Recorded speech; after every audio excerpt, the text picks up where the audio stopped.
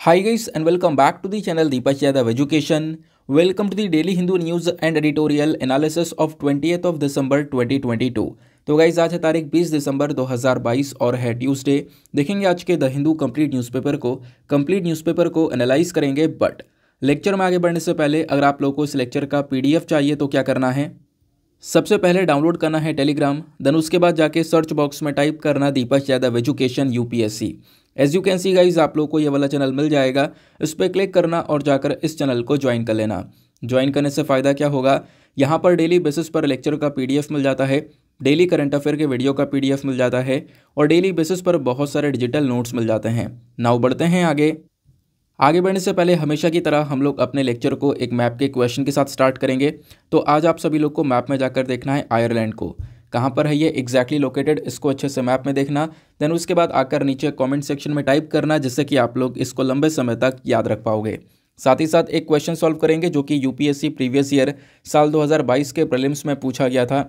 Daily basis पर हम लोग यहाँ पर एक प्रीवियस ईयर क्वेश्चन को भी सॉल्व करते हैं। क्वेश्चन क्या बोलता है, consider the following freedom fighters. आपको यहाँ पर 3 अलग अलग फ्रीडम फाइटर्स के नाम दिए गए हैं, बरेंद्र कुमार घोष, जोगेश चंद्र चटर्जी और साथ ही साथ में राश बिहारी बोस। तो इन तीनों फ्रीडम फाइटर्स को लेकर पूछा यह जाता है कि इन तीनों ही फ्रीडम फाइटर्स में से कौन कौन से फ्रीडम फाइटर्स थे जो कि एक्टिवली एसोसिएटेड थे गदर पार्टी के साथ में। नीचे आपको ऑप्शंस दिए गए हैं। ऑप्शन ए बोलता है 1 and 2, option B 2 only, option C 1 and 3 या फिर ऑप्शन डी 3 ओनली। तो इसका सही आंसर आप सभी को नीचे कमेंट सेक्शन में देना है। एटलीस्ट सभी को इसमें पार्टिसिपेट करना है, जैसे मैं आप लोगों से डेली बेसिस पर बोलता हूं। बाय द वे, इसका जो करेक्ट आंसर है वो मैंने आपको टेलीग्राम पर प्रोवाइड करवा दिया है, वहां से भी चेकआउट कर सकते हो। और अगर वहां पर आंसर नहीं मिलता है तो भी कोई परेशान होने की ज़रूरत नहीं है। वीडियो के लास्ट में इसके करेक्ट आंसर का डिस्कशन हम लोग करेंगे। तो चलो शुभारंभ करते हैं। और जो थंबनेल वाला आर्टिकल है उसको हम बीच में ही डिस्कस करेंगे, जब वो आर्टिकल आएगा तो उसके बारे में मैं आपको बता दूंगा। तो फ्रंट पेज पर जब हम देखते हैं सबसे पहले तो एक आर्टिकल ये नज़र आएगा। इस आर्टिकल को आप लोग जीएस पेपर नंबर 3 एनवायरमेंट से लिंक कर सकते हो। यहाँ पर मेंशन किया जा रहा है बायोडाइवर्सिटी डील के बारे में। देखो, वैसे आप लोगों ने कॉन्फ्रेंस ऑफ पार्टी की मीटिंग के बारे में सुना होगा। कॉन्फ्रेंस ऑफ पार्टी की मीटिंग जैसे कि अभी रिसेंटली हुई थी इजिप्ट के अंदर में, जहाँ पर दुनिया भर की कंट्रीज़ ने पार्टिसिपेट किया। कैसे हम अपने एनवायरमेंट को बचा सकते हैं, उसको प्रोटेक्शन प्रोवाइड करवा सकते हैं, उसको लेकर डिस्कशन किया। अलग अलग यहाँ पर जो प्लेजेस है वो ली जाती हैं, सभी को उसके बारे में पता है। उसी प्रकार की एक और मीटिंग यानी एक और समिट देखने को मिलता है, वो है कॉन्फ्रेंस ऑफ पार्टी 15 समिट। तो यूनाइटेड नेशन का COP 15 समिट, ये 15वां समिट देखने को मिला। कहाँ पर, कनाडा के अंदर में। तो ये जो समिट है ये किस चीज़ को लेकर होता है, ये होता है बायोडाइवर्सिटी को लेकर। तो बायोडाइवर्सिटी यानी कि जो हमारे प्लांट्स और अलग अलग एनिमल्स की प्रजातियां हैं उनको हम कैसे प्रोटेक्शन प्रोवाइड करवा सकते हैं, उसके बारे में बातचीत करता है। तो हुआ क्या, कनाडा में जो ये समिट चल रहा था उस दौरान काफ़ी सारी कंट्रीज़ थी, लगभग 200 के आसपास कंट्रीज़, जिसमें भारत भी यहाँ पर शामिल था। इन सब ने मिलकर काफ़ी सारा डिस्कशन किया। इन्होंने यहाँ पर बात करी है कि कैसे हम लोग दुनिया भर की जो बायोडाइवर्सिटी है यानी कि जो प्लांट्स और अलग अलग प्रकार के प्रजातियों के एनिमल्स हैं उनको कैसे बचा सकते हैं, इसको लेकर चर्चा की गई। और इसी चर्चा के दौरान एक अग्रीमेंट भी यहाँ पर अडॉप्ट कर लिया गया है। ये बहुत इंपॉर्टेंट चीज़ है। वो उस अग्रीमेंट का नाम क्या है, उसका नाम है कुनमिंग मॉन्ट्रियल अग्रीमेंट। ये आपने बिल्कुल ध्यान में रखना है, क्योंकि अग्रीमेंट प्रोटोकॉल्स ये जो होते हैं ना, इसको लेकर कहीं ना कहीं प्रीलिम्स के अंदर सवाल बन जाते हैं। तो ध्यान रखना, कुनमिंग मॉन्ट्रियल अग्रीमेंट जो है ये अडॉप्ट किया गया। इस अग्रीमेंट का मकसद क्या है, इस अग्रीमेंट का मकसद है कि दुनिया भर के अंदर जो लैंड है, हमारा समुद्र है, जो अलग अलग जानवरों की स्पीशीज़ हैं, प्रजातियां हैं, उनको पोल्यूशन से बचा सकें, डिग्रेडेशन से बचा सकें, क्लाइमेट चेंज से बचा सकें। ये बेसिकली यहाँ पर इस कुनमिंग मॉन्ट्रियल अग्रीमेंट का एक मकसद देखने को मिलेगा। ठीक है ना। तो बेसिकली यहाँ पर अगर आप इस एग्रीमेंट को डिटेल से पढ़ोगे तो उसको लेकर यहाँ पर एक पिक्चर दिया गया है। इस पिक्चर में सारी की सारी इन्फॉर्मेशन आपको क्लियर ही हो जाएगी। सबसे पहला पॉइंट जो यहाँ पर इस कुनमिंग मॉन्ट्रियल अग्रीमेंट के अंदर है वो है 30/30। अब ये 30/30 क्या है, इसका टारगेट ये है कि साल 2030 तक 30% जो दुनिया भर की ज़मीन है, दुनिया भर का समुद्र का हिस्सा है, उसको हम लोग यहाँ पर प्रोटेक्ट कर सकें। तो ये एक टारगेट है, ध्यान रखना 30/30। इसका मतलब क्या है, साल 2030 तक 30% तक दुनिया भर की जितनी ज़मीन है, जो समुद्र है, उसको यहाँ पर एक प्रोटेक्शन प्रोवाइड करवाई जाए। ये बेसिकली यहाँ पर एक एम है इस पर्टिकुलर एग्रीमेंट का। दूसरा एग्रीमेंट का यहाँ पर एम यहाँ पर क्या है, वो है इंडिजीनियस राइट्स, यानी कि जब भी हम लोग 30% का जब हमने टारगेट रखा कि हाँ 30% तक ज़मीन को हम प्रोटेक्शन प्रोवाइड करवाएंगे साल 2030 तक, तो उस ज़मीन के अंदर में जो लोग रह रहे होते हैं ना, उनके भी जो राइट्स हैं, उनके पास में जो हक हैं, उनको भी ध्यान में रखना होगा। ऐसा नहीं है कि यहाँ पर उस ज़मीन को प्रोटेक्शन प्रोवाइड करवाने के लिए उन लोगों को वहाँ से हटाई दिया, उनका जो रोज़गार है, लाइवलीहुड है, वो छीन लिया, ऐसा कुछ ना हो, उनके राइट्स की भी यहाँ पर प्रॉपर प्रोटेक्शन की जाए। तीसरा यहाँ पर टारगेट आपको देखने को मिलेगा वो है फिनेंस। अब ये क्या चीज़ है, इसको यहाँ पे समझना, ये बहुत इंपॉर्टेंट पोर्शन है इस पूरे के पूरे एग्रीमेंट का। देखो, इस एग्रीमेंट के अंदर एक चीज़ ये बोली गई है कि जो अमीर देश हैं, जिनकी इकोनॉमी बहुत ज़्यादा अच्छी है, बेसिकली अगर हम बोले तो जो डेवलप्ड कंट्रीज़ हैं, जो रिचर कंट्रीज़ हैं, तो इस टैक्स ने अप्रूव ये किया कि जो भी रिचर कंट्रीज़ होंगी ना, ये क्या करेंगी, ये साल 2025 तक लगभग $20 बिलियन के आसपास का जो फंड है वो प्रोवाइड करवाएंगी। वो पैसा यहाँ पर ये कंट्रीज़ प्रोवाइड करवाएंगी और साल 2030 तक ये फंड हो जाएगा $30 बिलियन का। ठीक है ना। साल 2025 तक इन सब अमीर देश को क्या करना है, $20 बिलियन तक पैसा देना है और साल 2030 तक $30 बिलियन तक ये अमाउंट हो जाएगा, यानी थोड़ा सा बढ़ जाएगा। अच्छा, ये पैसा जो आएगा वो कहाँ पे खर्च जाएगा, इस पैसे को लगाया जाएगा बायोडाइवर्सिटी के प्रोटेक्शन के ऊपर, क्योंकि ये पूरा का पूरा जो एग्रीमेंट है ये बायोडाइवर्सिटी को लेकर ही है, प्लांट्स और एनिमल्स को बचाने को लेकर चर्चा की जा रही है। तो ये सारा का सारा पैसा यहीं पर खर्चा जाएगा, तो आप इसके बारे में ध्यान में रखना। तो मंडे में मॉन्ट्रियल के अंदर में ये पूरा का पूरा जो डील है वो पास हो चुका है, जैसे कि आप लोग यहाँ पर ये पिक्चर देख पा रहे होंगे। इतनी बात क्लियर हो गई और इतनी ही बात ध्यान में रखनी है। तो अब आपके दिमाग में आ रहा होगा कि सर अभी भी यहाँ पे समझ में ये नहीं आ रहा कि सवाल बन कैसे सकता है। देखो, बनने के काफ़ी सारे यहाँ पर ज़रिए हो सकते हैं, सवाल कैसे भी बन सकता है, बट एक एग्जाम्पल मैं आपको यहाँ पर दिखाता हूँ।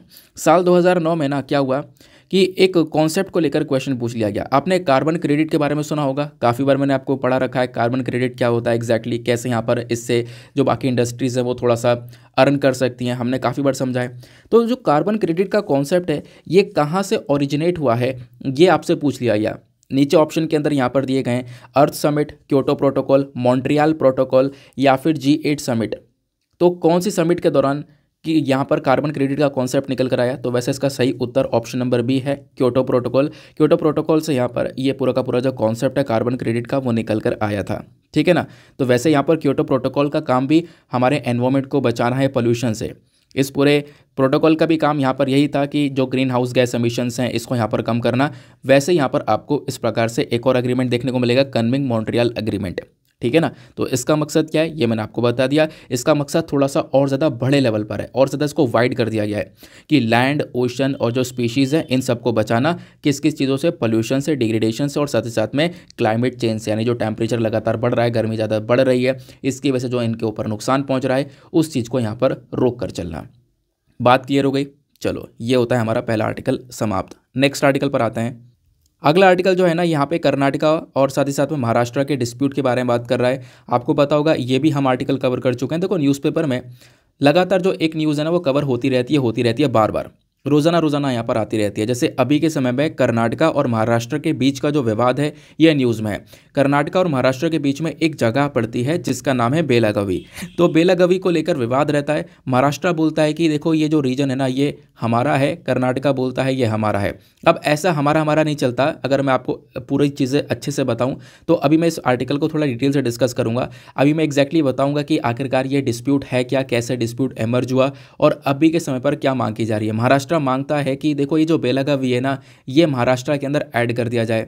अच्छा, महाराष्ट्र इसको क्यों मांग रहा है? महाराष्ट्र बोलता है कि देखो कि बेलागवी के अंदर बहुत सारे रीजन ऐसे हैं जहां पर मराठी बोलने वाले सबसे ज़्यादा लोग हैं। तो ये पर्टिकुलर रीजन अगर लैंग्वेज के भाषा के आधार पर देखें तो कहीं ना कहीं ये महाराष्ट्र के अंदर आना चाहिए। जबकि कर्नाटका बोलता है कि देखो अभी के समय पर ये जो पर्टिकुलर रीजन है ना ये ऑलरेडी कर्नाटका में ही है, क्योंकि जो हमारा स्टेट ऑफ रीऑर्गेनाइजेशन एक्ट आया था आपको पता होगा, उस एक्ट के तहत ये जो बेलागवी वाला रीजन है इसको कर्नाटका के अंदर रखा गया है। तो अभी के समय पर ये कर्नाटका के कंट्रोल में है, लेकिन महाराष्ट्र इसकी मांग कर रहा है। इस चक्कर में यहाँ पर ये डिस्प्यूट रहता है। मैंने क्या बोला कि अभी थोड़ी देर में रुक जाओ, बहुत डिटेल से आपको समझाऊंगा कि एग्जैक्टली आपको कहाँ से पढ़ना है, क्या क्या इन्फॉर्मेशन आपको यहाँ पर गैदर करनी है, इसके बारे में कैसे एग्जामिनेशन के अंदर सवाल बन सकता है, वो चीज़ें अभी थोड़ी देर में बताऊँगा। थोड़ा सा वेट करो, पहले और आर्टिकल्स को कवर करते हैं। एक छोटा सा आर्टिकल यहाँ पर आपको ये देखने को मिलेगा, यहाँ पर अगेन स्टेटमेंट वाइज सारा का सारा काम चल रहा है। हुआ क्या है कि हमारी केंद्र सरकार ने सुप्रीम कोर्ट से एक बात बोली है। सुप्रीम कोर्ट से ये बोला कि देखो बहुत सारे जो कोस्टल स्टेट्स हैं, कोस्टल स्टेट्स मतलब जो समुद्र के किनारे आपको स्थित राज्य देखने को मिलेंगे, उन्होंने क्या किया, जो वहाँ पर पर्च सीन फिशिंग होती है ना, इसको बैन कर दिया। तो हमारी केंद्र सरकार बोलती है कि देखो इस प्रकार की फिशिंग को बैन करना जस्टिफाई नहीं है। ये बात यहाँ पे हमारी केंद्र सरकार ने सुप्रीम कोर्ट से बोली है। तो ये जस्टिफाई क्यों नहीं है, इसको यहाँ पर समझते हैं। और उसको भी समझने से पहले आपको समझना होगा सीन फिशिंग क्या होती है। देखो अलग अलग प्रकार से मछली पकड़ी जाती हैं, सभी को पता है, ठीक है। एक बार यहाँ पर न्यूज़ में था बॉटम ट्रॉलिंग। बॉटम ट्रॉलिंग का मतलब यह है कि जहाज़ के पीछे बड़ा सा जाल बांध देना और फिर उस जाल को पकड़कर खींचना जहाज़ के साथ साथ। इससे क्या होता है, बहुत सारी जो मछलियाँ हैं वो तो पकड़ लेते हैं ये लोग जाल के अंदर, और भी बहुत सारे अलग अलग जो एक्वेटिक एनिमल्स है वो सब फंस जाते हैं, उनकी जान भी चली जाती है। जैसे कि यहाँ पर इससे ऑलिव रिडले टर्टल को भी काफ़ी बड़ा खतरा है ना। तो इससे और भी जानवरों को बहुत ज़्यादा खतरा पहुँचता है मछलियों के साथ साथ। तो मछली पकड़ने का एक ये तरीका है। फिर इसका एक सोल्यूशन निकल कर आया, वो डीप सी फिशिंग आया, यानी कि समुद्र के बीच में हम लोग क्या करेंगे, एक जहाज़ को खड़ा कर देंगे, वहाँ पे फिशिंग करने के बाद में और वो सब इकट्ठी कर कर लेकर आ जाएंगे। तो एक दूसरा कॉन्सेप्ट आया इसकी जगह में। लेकिन मछली पकड़ने का एक और तरीका है, वो है सीन फिशिंग। यानी जो हमारे फिशरमैन होते हैं ना, मछुआरे, वो एक जाल लेते हैं और जाल को फेंक देते हैं बहुत तेज़ी से, बिल्कुल फैलाकर। और वो जो जाल है वो बहुत बड़े साइज़ का जाल होता है, उसको फेंक दिया गया और फिर वो जाल धीरे धीरे नीचे बैठ जाता है, जैसा कि आप लोग इस पिक्चर के अंदर देख पा रहे होंगे, और उसके अंदर मछलियाँ वो लोग पकड़ लेते हैं। लेकिन बात यह है कि इन्होंने सपोज़ यहाँ पर इतना बड़ा जाल फेंक दिया समुद्र के ऊपर। अब वो जाल के अंदर जितनी भी मछलियाँ होंगी, क्या वो केवल मछलियाँ होंगी, उसके अलावा उस एरिया में कोई जानवर नहीं होगा, कुछ और दूसरे एक्वेटिक एनिमल्स भी हो सकते हैं। तो इससे यहाँ पर दूसरे एक्वेटिक एनिमल्स की भी जान जा सकती है, उनकी संख्याएँ कम हो सकती हैं मछलियों के साथ साथ। तो वो चीज़ यहाँ पे अलग अलग राज्यों ने देखते हुए क्या कर दिया, सीन फिशिंग को बैन कर दिया है। इन्होंने बोला कि देखो जो कोस्टल स्टेट्स है, खासकर जो हमारे केरला, तमिलनाडु, ये सारे कोस्टल स्टेट्स हैं, खासकर इन राज्यों के अंदर इस सीन फिशिंग को बैन किया गया। तो हमारी केंद्र सरकार बीच में बोलती है कि देखो इस फिशिंग को बैन करना जस्टिफाई नहीं है। अब क्यों नहीं है जस्टिफाई है, मैं आपको इसके बारे में थोड़ी सी इन्फॉर्मेशन देता हूँ। यहाँ पे आर्टिकल में सारी बातें बताई गई हैं।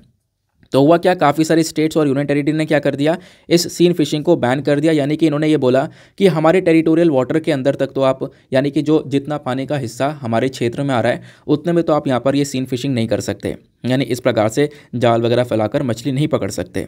ये बात यहाँ पर बोली जा रही थी। बट कुछ एक्सपर्ट्स पैनल हैं जिन्होंने यहाँ पर बोला कि देखो ये जो मछली पकड़ने का तरीका है ना, भले यहाँ पे राज्य सरकार कह रही हो कि बहुत सारे जानवर अलग से मर जाते हैं, बट हमने अगर पिछला कुछ डेटा देखें तो उसके अकॉर्डिंग बात करें तो उन्होंने ये बोला कि ऐसा कोई सीरियस डिप्लीशन देखने को नहीं मिला है। यानी कि आप ये कहो कि मछली पकड़ने मछली के साथ साथ यहाँ पर दूसरे जानवर अगर कम हुए हैं, तो ऐसा कुछ पहले का रिकॉर्ड नहीं देखने को मिला। अब जब पहले ऐसा कोई रिकॉर्ड नहीं देखने को मिला तो आगे यहाँ पर इस चीज़ के ऊपर बैन लगना भी नहीं चाहिए, क्योंकि इससे डायरेक्टली हमारी फिशरीज सेक्टर है ना, इसके ऊपर एक बहुत बड़ा इम्पैक्ट पड़ेगा। क्योंकि आज के समय पर भारत जो है ना, इस फिशरीज सेक्टर में धीरे धीरे काफ़ी आगे आ चुका है। तो कोई भी सीरियस डिप्लीशन नहीं देखने को मिला, किसी और दूसरे जानवर को इतना खतरा नहीं पहुंचा, ऐसा यहाँ पर एक्सपर्ट पैनल का कहना है। जिसके बेसिस पर हमारी केंद्र सरकार भी सुप्रीम कोर्ट से बोलती है कि देखो ये जो राज्य सरकारों ने किया है ये यहाँ पर सही नहीं है, ये बैन करना इतना ज़्यादा जस्टिफाई है नहीं। बात क्लियर हो गई, आपने यहाँ पर आर्टिकल को समझा। अब थोड़ा सा बैकग्राउंड समझते हैं कि आखिरकार ऐसा क्यों, क्योंकि अगर ये फिशिंग बैन होती है तो इससे मछली थोड़ी सी कम पकड़ी जाएंगी। इससे क्या होगा, डायरेक्टली हमारा फिशरीज सेक्टर अफेक्ट होगा। अब समझते यह है कि हमारा फिशरीज सेक्टर आखिरकार कहाँ पर स्टैंड करता है। तो फिशरी सेक्टर का इंपॉर्टेंस आपको समझना होगा। पहले देखो आज के समय पर इंडिया के अंदर, या इंडिया को छोड़ो, पहले अगर मैं दुनिया भर की बात बताऊँ तो दुनिया भर के अंदर ज़्यादा से ज़्यादा जो लोग हैं ना, वो आज के समय पर फिशरी सेक्टर से ढेर सारा पैसा भी कमा रहे हैं। और इनफैक्ट ना केवल मैन, अभी के समय पर वेमेन भी जो है इसके अंदर आ चुकी हैं। जितने भी लोग काम कर रहे हैं ना, उसमें 50% वेमेन भी हैं जो कि आज के समय पर मछलियों को पकड़ती हैं, उससे यहाँ पर अपना जो जीवन व्यतीत है वो करती हैं। मतलब उसको बेच बाच के जो भी यहाँ पर उनका लाइवलीहुड है वो उससे जनरेट होता है, रेवेन्यू जनरेशन होता है। दूसरी इंपॉर्टेंट चीज़ यहाँ पर यह है कि जो फिश है ना, वो आज के समय पर दुनिया भर का जो डाइटरी प्रोटीन होता है ना, उसको यहाँ पे प्रोवाइड करवा रही है। लगभग 25% से ज़्यादा दुनिया भर का जो प्रोटीन है वो आज के समय में फ़िश ही प्रोवाइड करवा रही है, मछलियों से पूरा कर रहे हैं लोग। यानी कि प्रोटीन वगैरह की पूर्ति भी मछलियों से की जा रही है, और लगभग दुनिया भर में 25% से ज़्यादा लोगों के अंदर। अब आता है एक इम्पॉर्टेंट पॉइंट कि इंडिया के लिए जो ये फिशरी सेक्टर है कितना ज़्यादा इम्पॉर्टेंट है, इसको हमें समझना होगा। देखो सबसे पहला पॉइंट, पहला पॉइंट ये बोलता है कि देखो इंडिया जो है ना दूसरा एक सबसे बड़ा प्रोड्यूसर है फिश का through aquaculture in the world. हम लोग यहाँ पर क्या करते हैं, फिश का जो है मछली पालन करते हैं, फिर उसको यहाँ पर हम लोग बेचते भी हैं और इसको हम लोग एक्सपोर्ट भी करते हैं। तो इस पर्टिकुलर मामले में यानी प्रोडक्शन के मामले में इंडिया सेकंड नंबर पर आता है। मछली के उत्पादन में हम लोग दूसरे नंबर पर आते हैं पूरे दुनिया भर में। अब दूसरे नंबर पर आते हैं उत्पादन के मामले में, तो एक्सपोर्ट भी करते होंगे।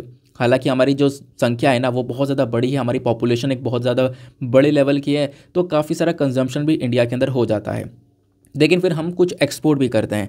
अब जब एक्सपोर्ट के मामले की बात आती है तो इंडिया आज के समय में पूरे दुनिया भर में मछली एक्सपोर्ट में चौथे नंबर पर आता है। तो India is the fourth largest exporter of fish in the world. मतलब आप कह सकते हो दुनिया भर में जितना भी मछली का प्रोडक्शन हो रहा है ना उसमें 7.7% का कंट्रीब्यूशन भारत की साइड से आ रहा है। तो आप इमेजिन कर रहे होंगे कि इंडिया का रोल पूरे दुनिया भर के फिशरी सेक्टर में कितना बड़ा देखने को मिल रहा है। इनफैक्ट आप भारत से जितना भी एक्सपोर्ट हो रहा है, जितना भी आयात हो रहा है, उसमें से आप देखोगे 10% जो एक्सपोर्ट है वो हम लोग फिशेस को ही करते हैं। फ़िश ज़्यादा तक एक्सपोर्ट होता हुआ नज़र आएगा। उसके बाद फिशरीज़ के साथ साथ मैंने आपको बताया एक्वाकल्चर प्रोडक्शन के बारे में हम लोगों ने समझ लिया है ऑलरेडी। अब इन सब चीज़ों से हो क्या रहा है कि डेफिनेटली एक्सपोर्ट कर रहे हैं, बहुत सारा पैसा भी आ रहा है, रेवेन्यू जनरेशन भी हो रहा है, तो इससे हमारी जीडीपी के अंदर भी एक काफ़ी बड़ा कॉन्ट्रीब्यूशन मिल जाता है। और उससे भी एक बहुत बड़ी बात कि इस फिशरी सेक्टर के अंदर में लगभग करेंट टाइम पर 28 मिलियन के आसपास जो लोग हैं उनको रोज़गार मिला हुआ है। 28 मिलियन लोग यहाँ पर डायरेक्टली काम करते हैं इस पर्टिकुलर सेक्टर के अंदर में। तो इस पर्टिकुलर सेक्टर में अगेन एक बहुत ज़्यादा पोटेंशियल है और बस खाली यहाँ पर फोकस सरकार का यही है कि जो फिशरमैन्स हैं, खासकर मछुआरे हैं, इनकी जो इनकम है उसको आने वाले समय में और ज़्यादा दुगनी की जाए, डबल की जाए। और उसके लिए इस फिशरी सेक्टर को और बढ़ाने के लिए क्या करा गया, काफ़ी सारे कदम उठाए गए हैं, अलग अलग इनिशिएटिव यहाँ पर सरकार ने चलाए हैं। जैसे मैं आपको बता दूं तो इंडियन ने अलग अलग इनिशिएटिव के अंदर, जैसे कि पहला इनिशिएटिव आपको वो देखने को मिलेगा establishment of fisheries and aquaculture infrastructure development fund. एक प्रकार का यहाँ पर फंड बनाया गया साल 2018-19 के अंदर में। फिर उसके बाद में दूसरा कदम उठाया गया प्रधानमंत्री मत्स्य संपदा योजना। वेरी वेरी इंपॉर्टेंट, कई सारे एग्जामिनेशन के अंदर मैं खुद देख चुका हूँ, इसके ऊपर सवाल बना हुआ है। प्रधानमंत्री मत्स्य संपदा योजना, ठीक है ना, ध्यान रखना ये किस चीज़ से लिंक करता है। ये इस प्रोग्राम का मकसद क्या है कि साल 2024-25 तक इंडिया के अंदर जो फ़िश का प्रोडक्शन है वो 22 मिलियन टन तक पहुंच जाए, ये हमारा इसके अंदर टारगेट है। इससे क्या होगा, फ़िश का प्रोडक्शन ज़्यादा होगा, काफ़ी सारे लोगों को एम्प्लॉयमेंट मिलेगा। तो हमारा टारगेट यह है कि लगभग बहुत सारे लोगों को इसमें रोज़गार मिले और एक्सपेक्टेशन यह है कि आने वाले समय में ये लगभग 55 लाख लोगों को और ज़्यादा रोज़गार देने वाला है। तो ये यहाँ पर एक दूसरा पर्टिकुलर स्टेप उठाया गया है सरकार के थ्रू। तीसरा कदम है फोकस ऑन ब्लू रिवोल्यूशन। अब आपको पता है ब्लू रिवोल्यूशन के बारे में, जो हमारा पूरी फिशरी सेक्टर है उसके अंदर पूरी एक क्रांति लेकर आना, उसके ऊपर थोड़ा सा हम लोग ज़्यादा जोर दे रहे हैं। यहाँ पे पूरी तरह से डेवलपमेंट करना, इसका मैनेजमेंट करने के ऊपर थोड़ा सा ज़्यादा फोकस दिया जा रहा है। फिर एक और कदम उठाया गया, वो है एक्सटेंशन ऑफ किसान क्रेडिट कार्ड। ठीक है, यहाँ पे क्या है ना कि एक फैसिलिटी फिशरमैन को भी दी गई है कि अगर उनको कुछ पैसे की ज़रूरत है तो वो यहाँ पर उधार ले सकते हैं, उसमें भी यहाँ पर इनको एक सपोर्ट मिल जाएगा, अपनी कैपिटल नीड्स को पूरा कर पाएंगे। तो इस प्रकार के इनिशिएटिव यहाँ पे गवर्नमेंट ने स्टार्ट कर रखे हैं फिशरी सेक्टर को और ज़्यादा बूम पर लेकर आने के लिए। बात क्लियर हो गई, ये था हमारा नेक्स्ट आर्टिकल। चलते हैं नेक्स्ट आर्टिकल की तरफ। नाउ अगले आर्टिकल पर आते हैं।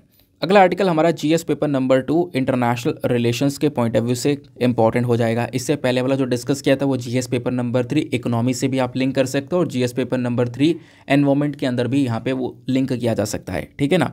अब यहाँ पे जो आर्टिकल के अंदर बात की जा रही है एक देश और इंडिया के रिलेशंस के बारे में। फिनलैंड यहाँ पर एक कंट्री है, सभी लोगों ने इसके बारे में सुना होगा। कहीं ना कहीं काफ़ी सारे इंडेक्सेस होते हैं जहाँ पर फिनलैंड जैसा जो देश है वो टॉप करता है, काफ़ी बार आपने देखा होगा। बट अब यहाँ पे क्या बात की जा रही है कि फिनलैंड के अंदर लंबे समय से कुछ प्रॉब्लम्स आ रही हैं। कोविड आया, कोविड के बाद यहाँ पर सिचुएशन ख़राब हो गई, इकोनॉमी पूरी तरह से डाउन हो गई, वो दुनिया भर को देखने को मिला। तो दुनिया भर के साथ वही वाली सिचुएशन हुई थी। बट हुआ क्या, दुनिया भर की कंट्रीज़ धीरे धीरे उभर रही हैं, लेकिन फिनलैंड के अंदर अगर हम देखें तो कंपनीज़ का क्या कहना है। एक सर्वे हुआ, उस सर्वे के अकॉर्डिंग बताया गया कि जितने भी यहाँ पर बिजनेस है ना, उन बिजनेसेस के अंदर जो लेबर है उनका शॉर्टेज पड़ रहा है। लेबर क्या कहोगे, जो खासकर अगर स्किल्ड पर्सन भी चाहिए ना, जिसको बहुत ज़्यादा अच्छा एक्सपीरियंस हो, जिसके अंदर ढेर सारी स्किल्स हो, उन पर्सनों की बहुत ज़्यादा कमी है फिनलैंड के अंदर में। तो इसके लिए फिनलैंड ने इंडिया को देखा है कि इंडिया से हम लोग क्या कर सकते हैं, नर्सिस को लेकर आ सकते हैं, टेक वर्कर्स को लेकर आ सकते हैं, क्योंकि लेबर क्रंच देखने को मिला फिनलैंड के अंदर में, जिसके बेसिस पर जो फिनलैंड की खासकर जो इकोनॉमिक मिनिस्टर आपको देखने को मिलेंगी तुला हतन, तो इनका कहना यह है कि हम इंडिया की तरफ देख रहे हैं, इंडिया से यहाँ पर नर्सेस को और ज़्यादा बुलाने के लिए, ताकि इंडिया की जो नर्सेस हैं वो अपनी ड्यूटीज़ को फिनलैंड के अंदर यहाँ पर अपनी जो सर्विस है वो दे पाएँ, ताकि फिनलैंड को यहाँ पर एक सपोर्ट मिल पाए, ठीक है ना। और हालांकि इससे दोनों को ही फ़ायदा होगा, ऑब्वियस सी बात है, क्योंकि जब यहाँ से वो जाएंगे तो उनको एक पेमेंट मिलेगा, एक अच्छा सैलरी वहाँ पर उनको दी जाएगी, जिससे यहाँ पर वो इंडिया के अंदर भेजेंगे, जिससे इंडिया का रेमिटेंस भी बढ़ेगा। तो दोनों ही तरफ यहाँ पर फ़ायदा है, उनको अपनी इकोनॉमी के अंदर सपोर्ट मिलेगा, जो आज के समय पर क्राइसिस फेस कर रहा है फिनलैंड, उससे वो उभर सकेंगे, साथ ही साथ में हमें भी यहाँ पर सपोर्ट मिलेगा। ये बेसिकली यहाँ पर कहना है इनका, ठीक है। तो उसको लेकर पहले भी हमने अग्रीमेंट किया हुआ है और अभी भी यहाँ पर इसको लेकर ये जो बातचीत है वो करती हैं। इनका कहना यह है, जो ये इकोनॉमिक मिनिस्टर है फिनलैंड की, इनका कहना यह है कि हम इंडिया को देखते हैं कि इंडिया के अंदर बहुत ज़्यादा प्रोफेशनल टैलेंट है, और वो जो प्रोफेशनल टैलेंट है वैसा टैलेंट हम लोग को फिनलैंड में भी चाहिए। हमें बहुत सारे वर्कफोर्स की रिक्वायरमेंट है, हमें बहुत सारे टैलेंट की ज़रूरत है, स्किल्ड पर्सनस की ज़रूरत है, और इसके लिए यहाँ पर हम चाहते हैं कि वो लोग फिनलैंड आएँ, और अगर फिनलैंड आते हैं तो इससे दोनों कंट्रीज़ को फ़ायदा होगा, वो अच्छा अर्न कर पाएंगे और लर्न कर पाएंगे, काफ़ी सारी चीज़ें यहाँ पर सीख पाएंगे, ठीक है। तो वो चीज़ यहाँ पर मेंशन की गई, मैंने आपको बता दिया, क्योंकि क्राइसिस क्या है, सिचुएशन काफ़ी ख़राब है। फिनलैंड एक ऐसा देश है जहाँ पर 5.5 मिलियन के आसपास लोग आपको देखने को मिलेंगे, यानी कि आबादी ज़्यादा बड़ी नहीं है, थोड़ी सी आबादी है उस देश के अंदर में। लेकिन आप देखोगे यहाँ पर इतने सारे लोग होने के बावजूद भी काम करने वाले लोग केवल और केवल 2.5 मिलियन के आसपास हैं, यानी आधे लोग ही यहाँ पर काम कर रहे हैं, जिसमें से उन लोगों का रिटायरमेंट जो है बहुत तेज़ी से हो रहा है, काफ़ी सारे लोग रिटायर भी हो चुके हैं। एक सर्वे किया गया फिनलैंड के थ्रू, और सर्वे में बताया यह गया कि 70% जो कंपनीज हैं फिनलैंड में, वो करेंट टाइम में स्किल्ड लेबर का शॉर्टेज फेस कर रही हैं, वहाँ पर लेबर की बहुत ज़्यादा कमी आ चुकी है, जिसकी चक्कर में यहाँ पर फिनलैंड ने फोकस किया है कि हम देखो हमारे यहाँ पर अलग अलग सेक्टर्स जो भी हैं, technology, ICT, health care sector, इन सभी सेक्टर्स के अंदर में चाहते हैं कि इंडिया से लोग आएँ और यहाँ पर वो एक तरीके से सर्विस दें, और ख़ासकर यहाँ पर फिनलैंड के अंदर जो भी इश्यूज़ हैं ना, उन इश्यूज़ से यहाँ पर फिनलैंड निकल पाए। बात क्लियर हो गई। और इसके लिए फिनलैंड ने बोला है कि देखो हम ना ढेर सारा पैसा खर्च करने के लिए भी तैयार हैं। हम यहाँ पर, इनकी सरकार ने ये बोला कि लगभग हम रिसर्च और डेवलपमेंट पे अपने जीडीपी का 4% तक जो है वो अमाउंट खर्च देंगे, बट ज़रूरत यह है कि हमें बहुत ज़्यादा ट्रेंड और स्किल्ड पर्सन्स चाहिए, उसके लिए इंडिया बेस्ट चॉइस है। आई होप आपको यहाँ पर इसके बारे में क्लियर हो गया। तो करना क्या है कि जब मैंने आपसे स्टार्टिंग में, वीडियो के स्टार्टिंग में आयरलैंड को देखने को बोला था ना मैप में, तो उसके साथ साथ फिनलैंड को भी देख लेना। तो फटाफट जाओ फिनलैंड को मैप में देखो, मैं यहाँ पर नहीं दिखाने वाला, मैप फटाफट देखो, फिनलैंड को देखना, फिनलैंड के आसपास कौन कौन से नेशंस हैं जो किसके साथ में बाउंड्रीज़ को शेयर कर रहे हैं, कौन कौन से समुद्र से यहाँ पर फिनलैंड टच होता है। तो वो चीज़ें यहाँ पर देखने के बाद नीचे कमेंट सेक्शन में टाइप करना, ठीक है। तो एक छोटा सा आर्टिकल था, इसमें कुछ बाकी चीज़ आपको नहीं पढ़नी है, बस खाली इतनी सी इन्फॉर्मेशन ध्यान रखना। आने वाले समय में कोई भी एडिटोरियल वगैरह इसके ऊपर पब्लिश हो सकता है, तो वहाँ पर आपको समझने में आसानी होगी। नेक्स्ट आर्टिकल पर आते हैं। अब पहले चलते हैं हम लोग अपने एडिटोरियल डिस्कशन पे। आज बहुत सारे इंपॉर्टेंट एडिटोरियल्स हैं। नौ आते हैं एडिटोरियल डिस्कशन पे। देखो आज भी सारे एडिटोरियल इंपॉर्टेंट है। कल मेरा एडिटोरियल डिस्कशन थोड़ा सा लंबा चला गया, वैसे जनरली मैं लेकर नहीं जाता हूँ, कल थोड़ा सा लेंदी चला गया। क्यों? क्योंकि कल सारे एडिटोरियल इंपॉर्टेंट थे। आज भी थोड़ा ये लंबा जाने वाला है क्योंकि आज भी सारे एडिटोरियल इंपॉर्टेंट है। आज मैं आपको फीफा वर्ल्ड कप के बारे में बताऊंगा, उसको लेकर भी एक एडिटोरियल आया है, बहुत अच्छा आर्टिकल है, उसको बहुत अच्छे से पढ़ लेना क्योंकि बहुत इंपॉर्टेंट है, क्योंकि कहीं ना कहीं सवाल बनने के चांसेस हैं। तो आप कहोगे स्पोर्ट्स को लेकर सवाल आता नहीं है, बीच बीच में आ जाता है। 2021 में 3 स्पोर्ट्स के सवाल दे दिए थे यूपीएससी ने, हालांकि हम उसका अंदाजा नहीं लगा सकते, कभी भी कुछ भी हो सकता है। तो फीफा वर्ल्ड कप के बारे में तो डेफिनेटली पढ़ना है क्योंकि ये इंपॉर्टेंट वर्ल्ड कप है, हर 4 साल में एक बार हो रहा है। 2018 के बाद यहाँ पर 2022 में हुआ है, तो सवाल बनने के भी 100% चांसेस है। चलो वो आगे मैं आपको बताऊँगा, वो आगे की कहानी है, वो मैं पहले से इसको बताने लगा। बट आपको पता होगा एडिटोरियल डिस्कशन से पहले हम लोग लेते हैं हमेशा एक मेंस का क्वेश्चन। तो मेंस का क्वेश्चन भी आज बहुत इंपॉर्टेंट है, सभी लोग को अटेम्प्ट करना है। सभी लोग को अटेम्प्ट करने का मतलब है क्योंकि ये क्वेश्चन आने के दोबारा आने के चांसेस है। बात यहाँ पर की जा रही है टेररिज्म को लेकर, और ये क्वेश्चन अटेम्प्ट करने का मतलब है आप यूपीएससी का प्रीवियस ईयर का क्वेश्चन अटेम्प्ट करो, क्योंकि यूपीएससी ने साल 2017 में यही सवाल पूछा है। तो इस सवाल को अटेम्प्ट करना मतलब आप प्रीवियस ईयर मेंस का क्वेश्चन लिख रहे होंगे, ठीक है। तो क्वेश्चन क्या बोलता है? The scourge of terrorism is a grave challenge to national security. What solutions do you suggest to curb this growing menace? What are the major sources of terrorist funding? देखो आज के समय में जो आतंकवाद लगातार बढ़ रहा है ना, ये कितना बड़ा चैलेंज है हमारे नेशनल सिक्योरिटी के लिए। दूसरा, क्या सोल्यूशंस आप सजेस्ट करना चाहोगे इस आतंकवाद को कम करने के लिए? दूसरा, एक और पार्ट यहाँ पर ऐड कर दिया गया है, वो यह है कि क्या क्या मेजर सोर्सेज है टेररिस्ट फंडिंग के, कैसे कैसे यहाँ पर सोर्सेज की वजह से टेररिज्म फंडिंग होती जा रही है और आतंकवाद को बढ़ावा मिलता जा रहा है। तो ये 3 पोर्शन यहाँ पर दिए गए हैं इस पर्टिकुलर क्वेश्चन के अंदर में। इसको मैं हिंदी में भी एक बार रीड कर देता हूँ, हिंदी में भी आपको नीचे देखने को मिलेगा। आतंकवाद का अभिशाप राष्ट्रीय सुरक्षा के लिए एक गंभीर चुनौती है। इस बढ़ते खतरे को रोकने के लिए आप क्या उपाय सुझाते हैं? आतंकवादी जो फंडिंग है इसके प्रमुख स्रोत क्या हैं, यानी सोर्सेस क्या हैं, ये आपको बताना है। तो ये 2 क्वेश्चंस, मतलब एक क्वेश्चन एक ही है, इसको हिंदी इंग्लिश में लिखा गया है।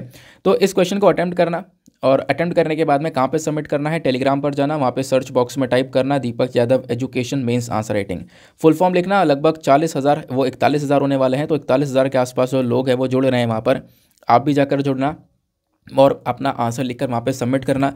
इससे फ़ायदा आपको बहुत ज़्यादा होने वाला है। फ़ायदा यहाँ पर क्या होगा कि देखो, आपको कुछ इंपॉर्टेंट पॉइंट्स मिल पाएंगे जब आप एक दूसरे के आंसर्स को रिव्यू भी करोगे ना, और रिव्यू करना भी बहुत ज़रूरी है। एटलीस्ट एक काम करना है, 2 आंसर रिव्यू कर लेना, ज़्यादा समय लगता नहीं है।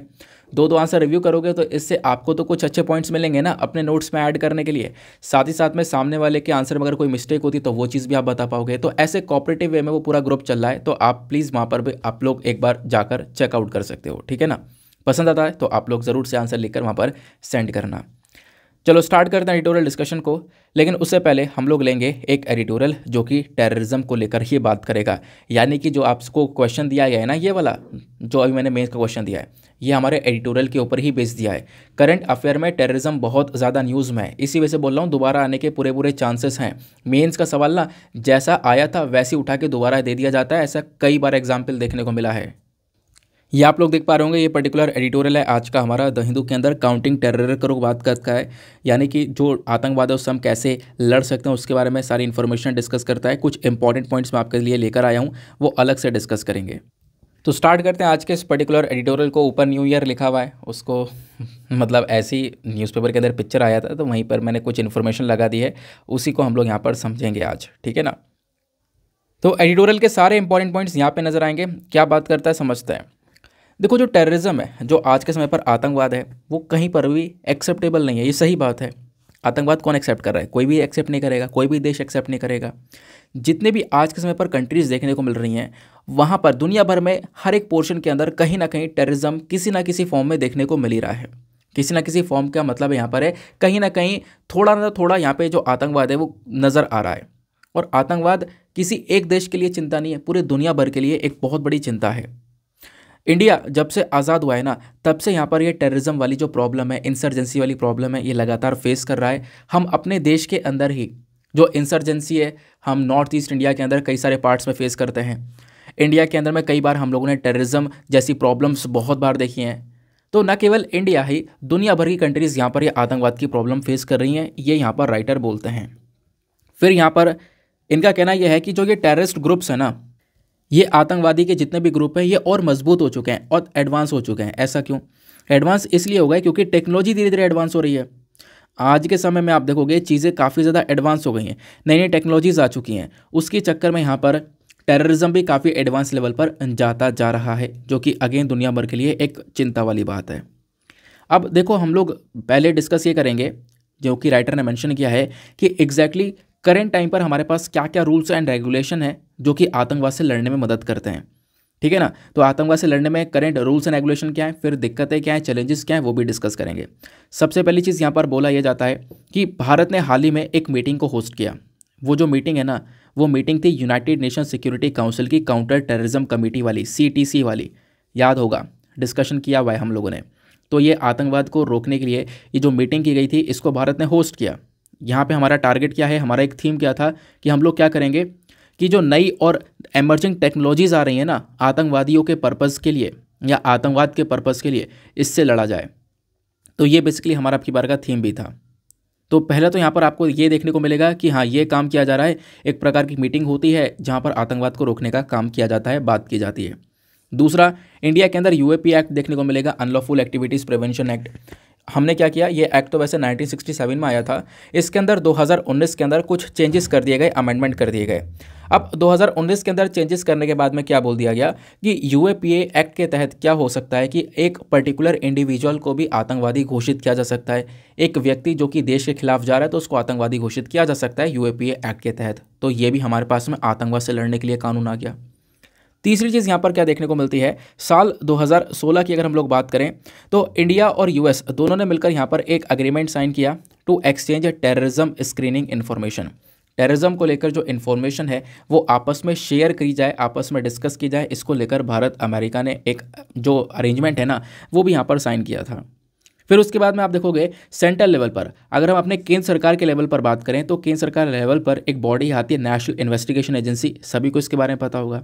तो एनआईए का भी जो मकसद है ना, हम इनफैक्ट एनआईए को भी इसलिए लेकर आए थे ताकि आतंकवाद से लड़ा जा सके। तो ये भी हमारे पास में एक हथियार है आतंकवाद से लड़ने के लिए।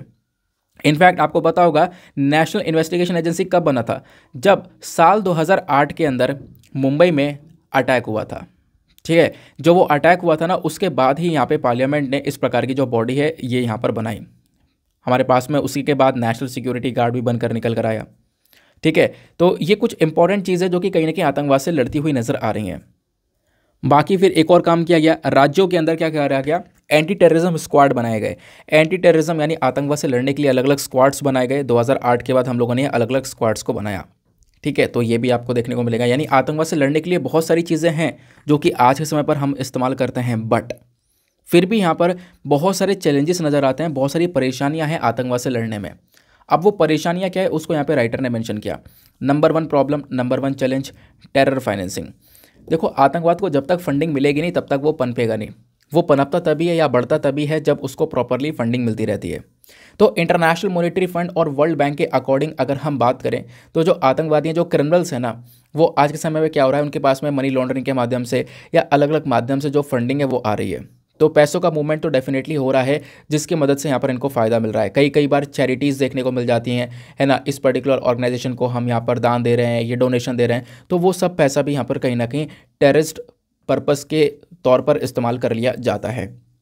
तो इससे यहाँ पर क्या हो रहा है, इनफैक्ट जो हमारा इंटरनेशनल फाइनेंशियल सिस्टम है ना वही यहाँ पर बेकार हो रहा है, क्योंकि उस सिस्टम के माध्यम से कहीं ना कहीं लूप होल्स देख देख कर कमजोरियाँ देख कर ये फंडिंग कर दी जाती है और इससे टेररिस्ट बढ़ता जा रहा है, टेररिज्म बढ़ता जा रहा है। इनफैक्ट कुछ देश भी आपको देखने को मिलेंगे जो कि कहीं ना कहीं टेररिज्म को सपोर्ट भी कर रहे होते हैं। फॉर एग्जाम्पल पाकिस्तान, सिंपल सी बात है, पाकिस्तान भी कहीं ना कहीं आतंकवाद को सपोर्ट कर रहा है ना। वहाँ पर खुलेआम सारे जो आतंकवादी है वो घूम रहे हैं, सरकार कोई एक्शन ही नहीं ले रही। मतलब आप देखोगे जो यूएन डेजिग्नेटेड आतंकवादी होते हैं वो सबसे ज़्यादा आतंकवादी उस प्रकार के पाकिस्तान के अंदर में है, फिर भी सरकार वहाँ पे कोई एक्शन नहीं लेती है क्योंकि वो आतंकवादी घूम रहे होते हैं, अलग अलग रैलीज के अंदर हिस्सा ले रहे होते हैं, ऐसा देखने को मिलता है। तो कई सारी कंट्रीज़ के माध्यम से भी सपोर्ट मिलता है, तो ऑब्वियस सी बात है आतंकवाद तो बढ़ेगा ही, है ना। फिर उन्हीं के माध्यम से पास वाले देश में बढ़ेगा, फिर उससे पास वाले देश में बढ़ेगा, तो ऐसे फैलता हुआ जाएगा। फिर एक और यहाँ पर कारण देखने को मिला है, एक और चैलेंज है, वो है lack of regulation of crypto currency. देखो क्रिप्टो करेंसी, ये मैंने आपको पहले क्रिप्टो करेंसी के डिसएडवांटेज में भी समझाया था, याद आ रहा होगा।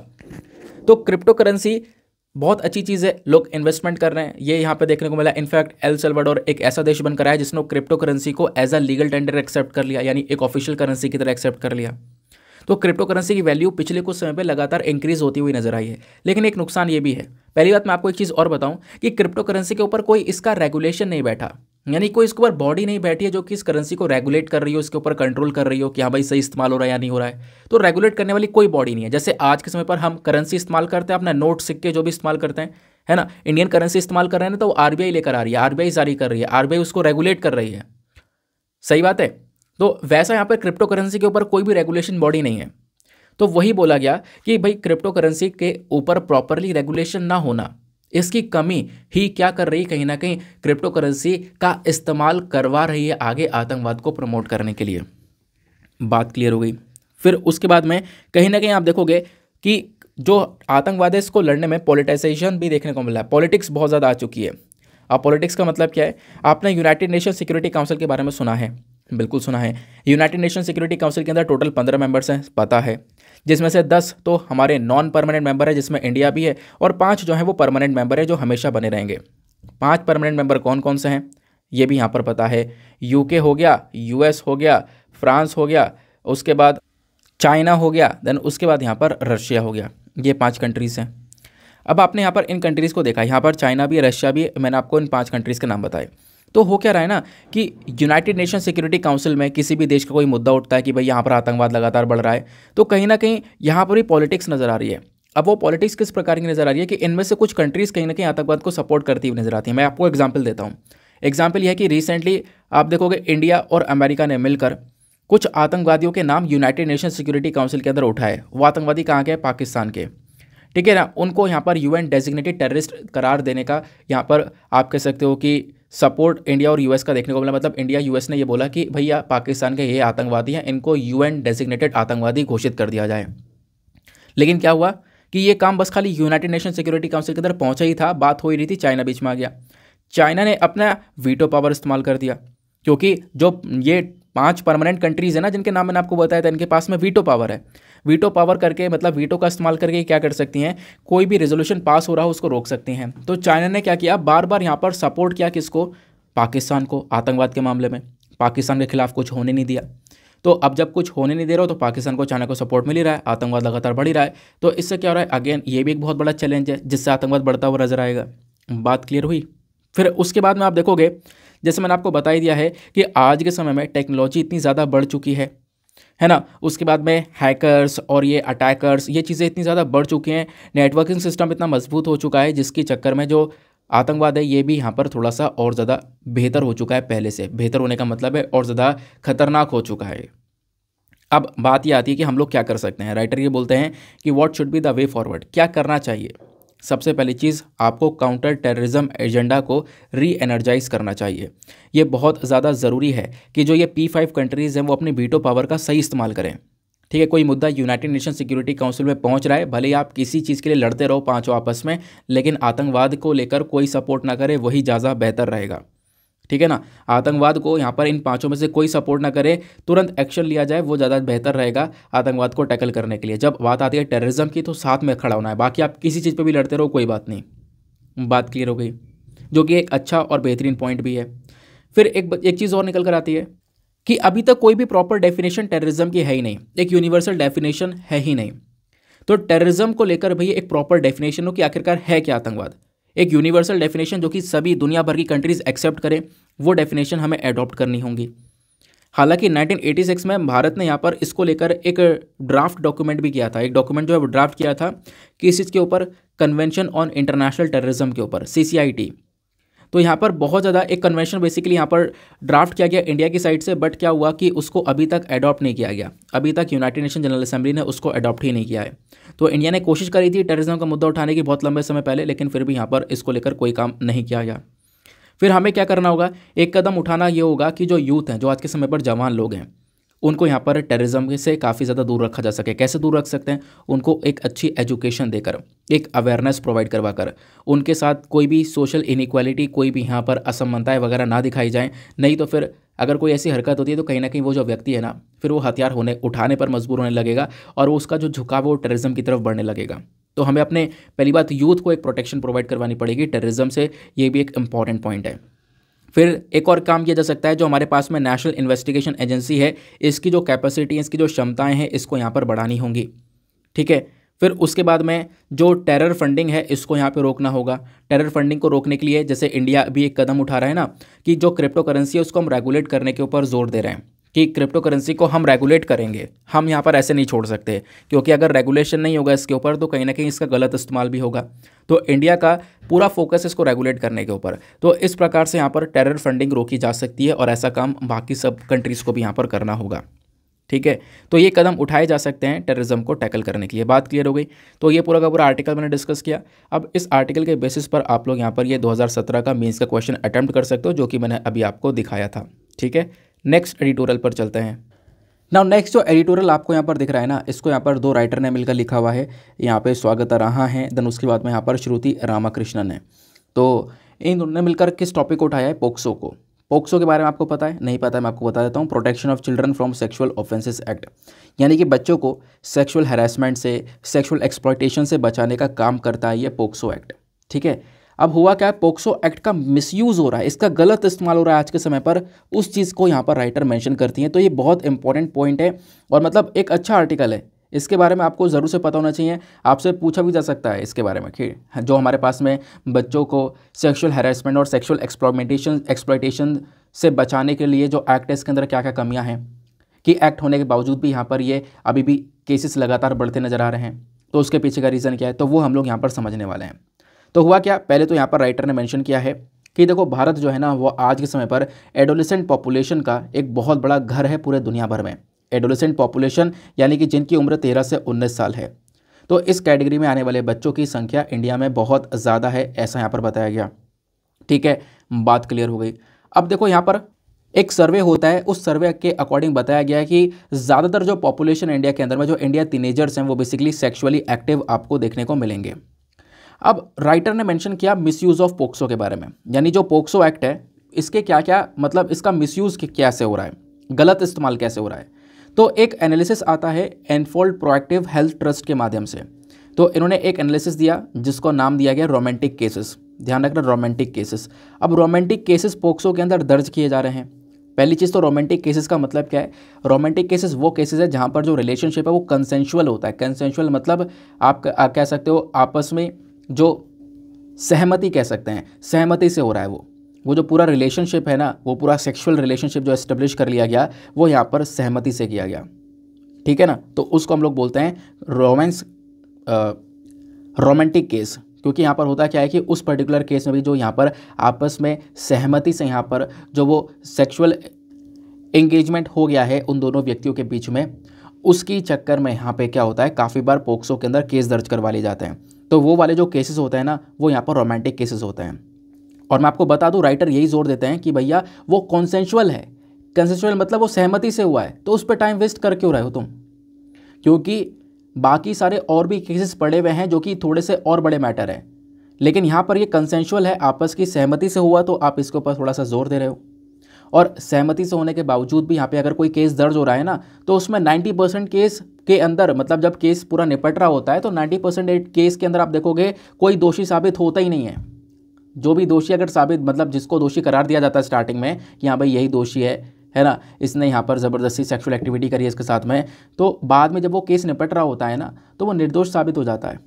90% केस ऐसे ही है, तो टाइम वेस्ट कर क्यों रहे हो इस चीज़ के अंदर, वो चीज़ यहाँ पर राइटर मेंशन करती हैं। मैं आपको थोड़ा और डिटेल से लेकर चलता हूँ। अभी वैसे मैंने आपको क्रक्स एकदम से बता दिया है। तो ये जो एनालिसिस आया है एनफोल्ड प्रोएक्टिव हेल्थ ट्रस्ट के माध्यम से, इन्होंने एक एनालिसिस दिया जिसमें इन्होंने रोमांटिक केस के बारे में बताया। रोमांटिक केस आपको समझ में आ गया कि एक ऐसा रिलेशनशिप जो कि कंसेंशुअल है, यानी कि आपसी संबंध से बना हुआ है। तो इस प्रकार के आपसी संबंध वाले जो केस है ना वो भी रजिस्टर हुए हैं। पोक्सो के अंदर 24.3% कितने 24.3% जो केस हैं वो आपसी संबंध वाले रजिस्टर करे गए हैं। और ये जो केस हैं ये अपने आप में सबसे ज़्यादा निकल कर आए असम, महाराष्ट्र और वेस्ट बंगाल से। जबकि पोक्सो का मेजर ऑब्जेक्टिव क्या है आपको पता है? पोक्सो का मेजर काम क्या है?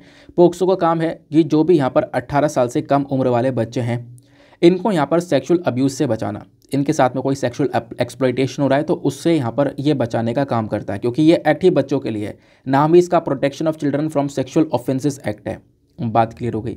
लेकिन यहाँ पे हो क्या रहा है कि पोक्सो के तहत काफ़ी बार इस कंसेंशुअल रिलेशनशिप के अंदर, यानी कि जब आपसी संबंध से ये रिलेशनशिप बन गए हैं बच्चों के बीच में, उसके बाद यहाँ पर कोई केस अगर दर्ज हुआ है तो इसमें यहाँ पर कहीं ना कहीं जो बच्चे हैं ना उनके जो राइट्स हैं बेसिकली उनका भी वायलेशन हो रहा है इन कंसेंशुअल वाले रिलेशनशिप के अंदर में। ये जो लॉ है ये यहाँ पर काफ़ी बार जो पेरेंट्स हैं वो इस्तेमाल कर लेते हैं। पेरेंट्स यहाँ पर आप कह सकते हो कि इसका इस्तेमाल कर ताकि उनकी जो फैमिली है उसकी फैमिली की रेपुटेशन बची रहे, तो वो यहाँ पर बॉय के अगेंस्ट में उसका इस्तेमाल कर लेते हैं। तो इसी चक्कर में होता यह है कि खासकर जो एडोलेसेंट बॉयज़ हैं, ठीक है, जो खासकर यहाँ पर लड़के हैं ना वो यहाँ पर इस केस के अंदर ज़्यादा फंस रहे हैं। तो एडोलेसेंट बॉयज़ की अगर हम लोग बात करें तो यहाँ पर क्या हो रहा है कि उनके ऊपर ज़्यादा रेप के चार्जेस और इन प्रकार के चार्जेस लगाए जा रहे हैं। और इसके चक्कर में पूरी इंक्वायरी चल रही है और इंक्वायरी के अंदर उस लड़के का एजुकेशन, एम्प्लॉयमेंट, सेल्फ एस्टीम, ये सारी चीज़ें यहाँ पर बुरी तरह से अफेक्ट होता हुआ नज़र आ रहा है। उसकी फैमिली लाइफ वगैरह भी सब कुछ यहाँ पर ख़त्म होती हुई नज़र आ रही है। ये बात क्लियर की गई, ठीक है ना। जबकि यहाँ पर जो लड़की है लड़की के साथ में ये बेसिकली कंसेंशुअल सेक्सुअल रिलेशनशिप था, ये मैंने आपको इसके बारे में बताया, ठीक है। तो ये जो लॉ है ना, ये कानून यहाँ पर डायरेक्टली आप कह सकते हो लड़के के ऊपर थोड़ा ज़्यादा जोर दे रहा है। नाउ ये जो कानून है ये जो एडोलेसेंट गर्ल्स हैं, एडोलेसेंट गर्ल्स को यहाँ पर वॉइसलेस बना देता है। एडोलेसेंट गर्ल्स को यहाँ पर एडोलेसेंट जो गर्ल्स हैं इनको एज अ विक्टिम दिखा रहा है ये, ठीक है। पीड़ित यहाँ पर की लड़कियाँ ही हैं, इस प्रकार से यहाँ पर एक कानून दिखा रहा है। लड़के के अगेंस्ट में सारा का सारी कार्रवाई चल रही है इस कंसेंशुअल रिलेशनशिप के बारे में, ठीक है। इस पर्टिकुलर केस के अंदर, रोमांटिक केस के अंदर लड़की को विक्टिम दिखाया गया और ज़्यादातर केसेस के अंदर, और लड़के के खिलाफ कार्रवाई चल रही है। ये बात क्लियर हो गई। अब उसके बाद यहाँ पर बोला गया कि उस केस के अंदर भी जब लड़की को से बोला जाता है कि भाई आप अपने घर जाओ, अपने पेरेंट्स के साथ जाओ, लेकिन वो लड़की पेरेंट्स के साथ में जाने से मना कर देती है, तो उसको यहाँ पर जो बच्चों का होम होता है ना, इंस्टीट्यूशनल जो इंस्टीट्यूशंस देखने को मिलते हैं वहाँ पर भेज दिया जाता है। अब जो एडोलेसेंट बॉयज़ हैं, जो लड़के हैं जो इस केस के अंदर फंस रहे हैं, जो बेसिकली ऑब्वियस ही बात है केस के अंदर आए हैं इस रिलेशनशिप की, इस रोमांटिक केस की वजह से, तो बाय डिफ़ॉल्ट क्या हो रहा है कि उनके साथ बहुत अच्छी तरीके से ट्रीटमेंट नहीं मिल पा रहा है उनको, ठीक है ना। तो वही यहाँ पर बताया जाता है राइटर के थ्रू कि जो ये कंसेंशुअल सेक्सुअल एक्ट है ना इन एडोलेसेंट्स के बीच में, ये कहीं ना कहीं बच्चों के जो राइट्स हैं उनको वायलेट करता हुआ नज़र आ रहा है। खासकर बॉयज़ के जो राइट्स हैं उनको वायलेट करता हुआ नज़र आ रहा है, क्योंकि यहाँ पर लड़की को एज अ विक्टिम दिखा के ही काम यहाँ पर ख़त्म कर दिया गया, ठीक है। ज़्यादातर केसेस में उन्हीं केसेस का सहारा लेकर राइटर ने ये पूरा का पूरा जो आर्टिकल है वो मेंशन किया हुआ है। अब ये बोलती हैं कि चलो कोई बात नहीं, आपने यहाँ पर केस ले लिया, ठीक है, आपने यहाँ पर इस प्रकार का केस उठाया, आपने सेंशुअल और नॉन एक्सप्लॉयटेटिव वाले जो केस अगर आप इस पोक्सो एक्ट के तहत ले रहे हो और उसके ऊपर कार्रवाई कर रहे हो, उसके ऊपर इन्वेस्टिगेशन कर रहे हो, और उसमें पता है समय कितना लग रहा है, एक केस को निपटाने में यहाँ पर समय लग जा रहा है बहुत लंबा, 2.5 साल यहाँ पर समय लग जा रहा है, 1.5 साल 2.5 साल, जबकि आपको पता होगा पोक्सो के अंदर बोला गया कि जो केस है वो 1 साल के अंदर निपटाना है, लेकिन हर एक केस के अंदर 1.5 से 2.5 साल यहाँ पर लग जा रहा है, ऐसा बोला गया। फिर इससे पता ये चलता है कि आप इन वाले केसेस के ऊपर थोड़ा ज़्यादा जोर दे रहे हो, बाकी जो केसेस बचे हुए हैं ना उनके ऊपर जोर नहीं दिया जा रहा है, क्योंकि एक रिपोर्ट है according to crime in India, जो रिपोर्ट है ना, इस रिपोर्ट के अकॉर्डिंग बात करें तो 2021 के अंदर 92%, ध्यान से सुनना, 92.6% जो केसेस हैं पोक्सो के अंदर में वो यहाँ पर बेसिकली पेंडिंग पड़े हुए हैं। और आप देखोगे इसमें से जो कंसेंशुअल केसेस निकल कर आए, यानी कि वो ये रोमांटिक वाले जो केसेस निकल कर आए ये सबसे ज़्यादा हैं, और यही वाले केस क्या कर रहे हैं, हमारे क्रिमिनल सिस्टम के ऊपर बर्डन डाल रहे हैं। और इनमें से मान लो यहाँ पे अगर आप सपोज कर रहे हो कि इसमें से सबसे ज़्यादा केसेस ये हैं, और अगर इन केस की सुनवाई भी हो रही है ना, तो हाईएस्ट जो एक्विटल रेट है वो इन्हीं केस के अंदर है। एक्विटल रेट का मतलब समझ रहे हो कि मतलब यहाँ पे वो कोई भी दोषी साबित नहीं हुआ, वो निर्दोष हो गया, निर्दोष घोषित कर देना। तो इस प्रकार के रोमांटिक केस के अंदर 98.3% के आसपास का एक्विटल रेट है। सबसे ज़्यादा निर्दोष भी यहाँ पर इसी केस के अंदर साबित हो रहा है, और सबसे ज़्यादा पकड़े भी इसी केस के अंदर जा रहे हैं, और कार्रवाई लंबे समय तक भी चल रही है, जिसके चक्कर में पोक्सो का जो काम है ना वो काम नहीं कर पा रहा है। जो असर में केसेस हैं उनके ऊपर ध्यान नहीं दिया जा रहा है इस रोमांटिक केसेस के चक्कर में। बात क्लियर हो गई। तो जो एक्विटल रेट इन केसेस के अंदर वो 98% तक जा रहा है, और ज़्यादा कभी कभी बढ़ा हुआ जा रहा है, ऐसा यहाँ पर बोला गया। तो भैया जब मामला बाद में सॉल्व हो ही गया है तो क्यों इसके ऊपर इतना ज़्यादा फोकस करना। इनफैक्ट बहुत सारे हाई कोर्ट ऑलरेडी बोल चुके हैं, बहुत सारे हाई कोर्ट ने रिकग्नाइज़ किया है कि जो ये एडोलेसेंट का रिलेशनशिप है आपस का ना, और खासकर जो कॉन्सेंशुअल रिलेशनशिप है दोनों पार्टीज़ के बीच में, तो ये एक बेसिकली केस हुआ था विजय लक्ष्मी वर्सेस स्टेट रैप करके केस हुआ था 2021 का। तो मद्रास हाई कोर्ट ने यहाँ पे बोला भी था कि जो एडोलेसेंट रोमांस है ये एक इम्पॉर्टेंट डेवलपमेंट मेकर है एडोलेसेंट्स के लिए, ठीक है ना। इनफैक्ट बोल दिया गया कि जो केसेस हैं, ये जो रिलेशनशिप वाले केसेस निकल कर आ रही है, ये नॉर्मल है। इस प्रकार की बात यहाँ पर कोर्ट ने ऑलरेडी यहाँ पर मेंशन कर दी थी, जो खासकर ये वाले जो केसेस निकल कर आ रहे हैं जिसके बारे में मैं बात कर रहा हूँ। बात क्लियर हुई।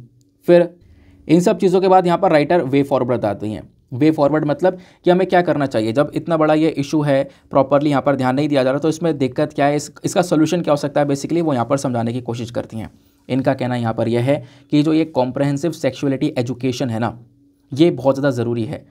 सभी लोगों को यहाँ पर जो सेक्सुअल एजुकेशन है ये प्रोवाइड करवानी चाहिए, एक पॉजिटिव स्किल यहाँ पर लोगों के अंदर देना चाहिए।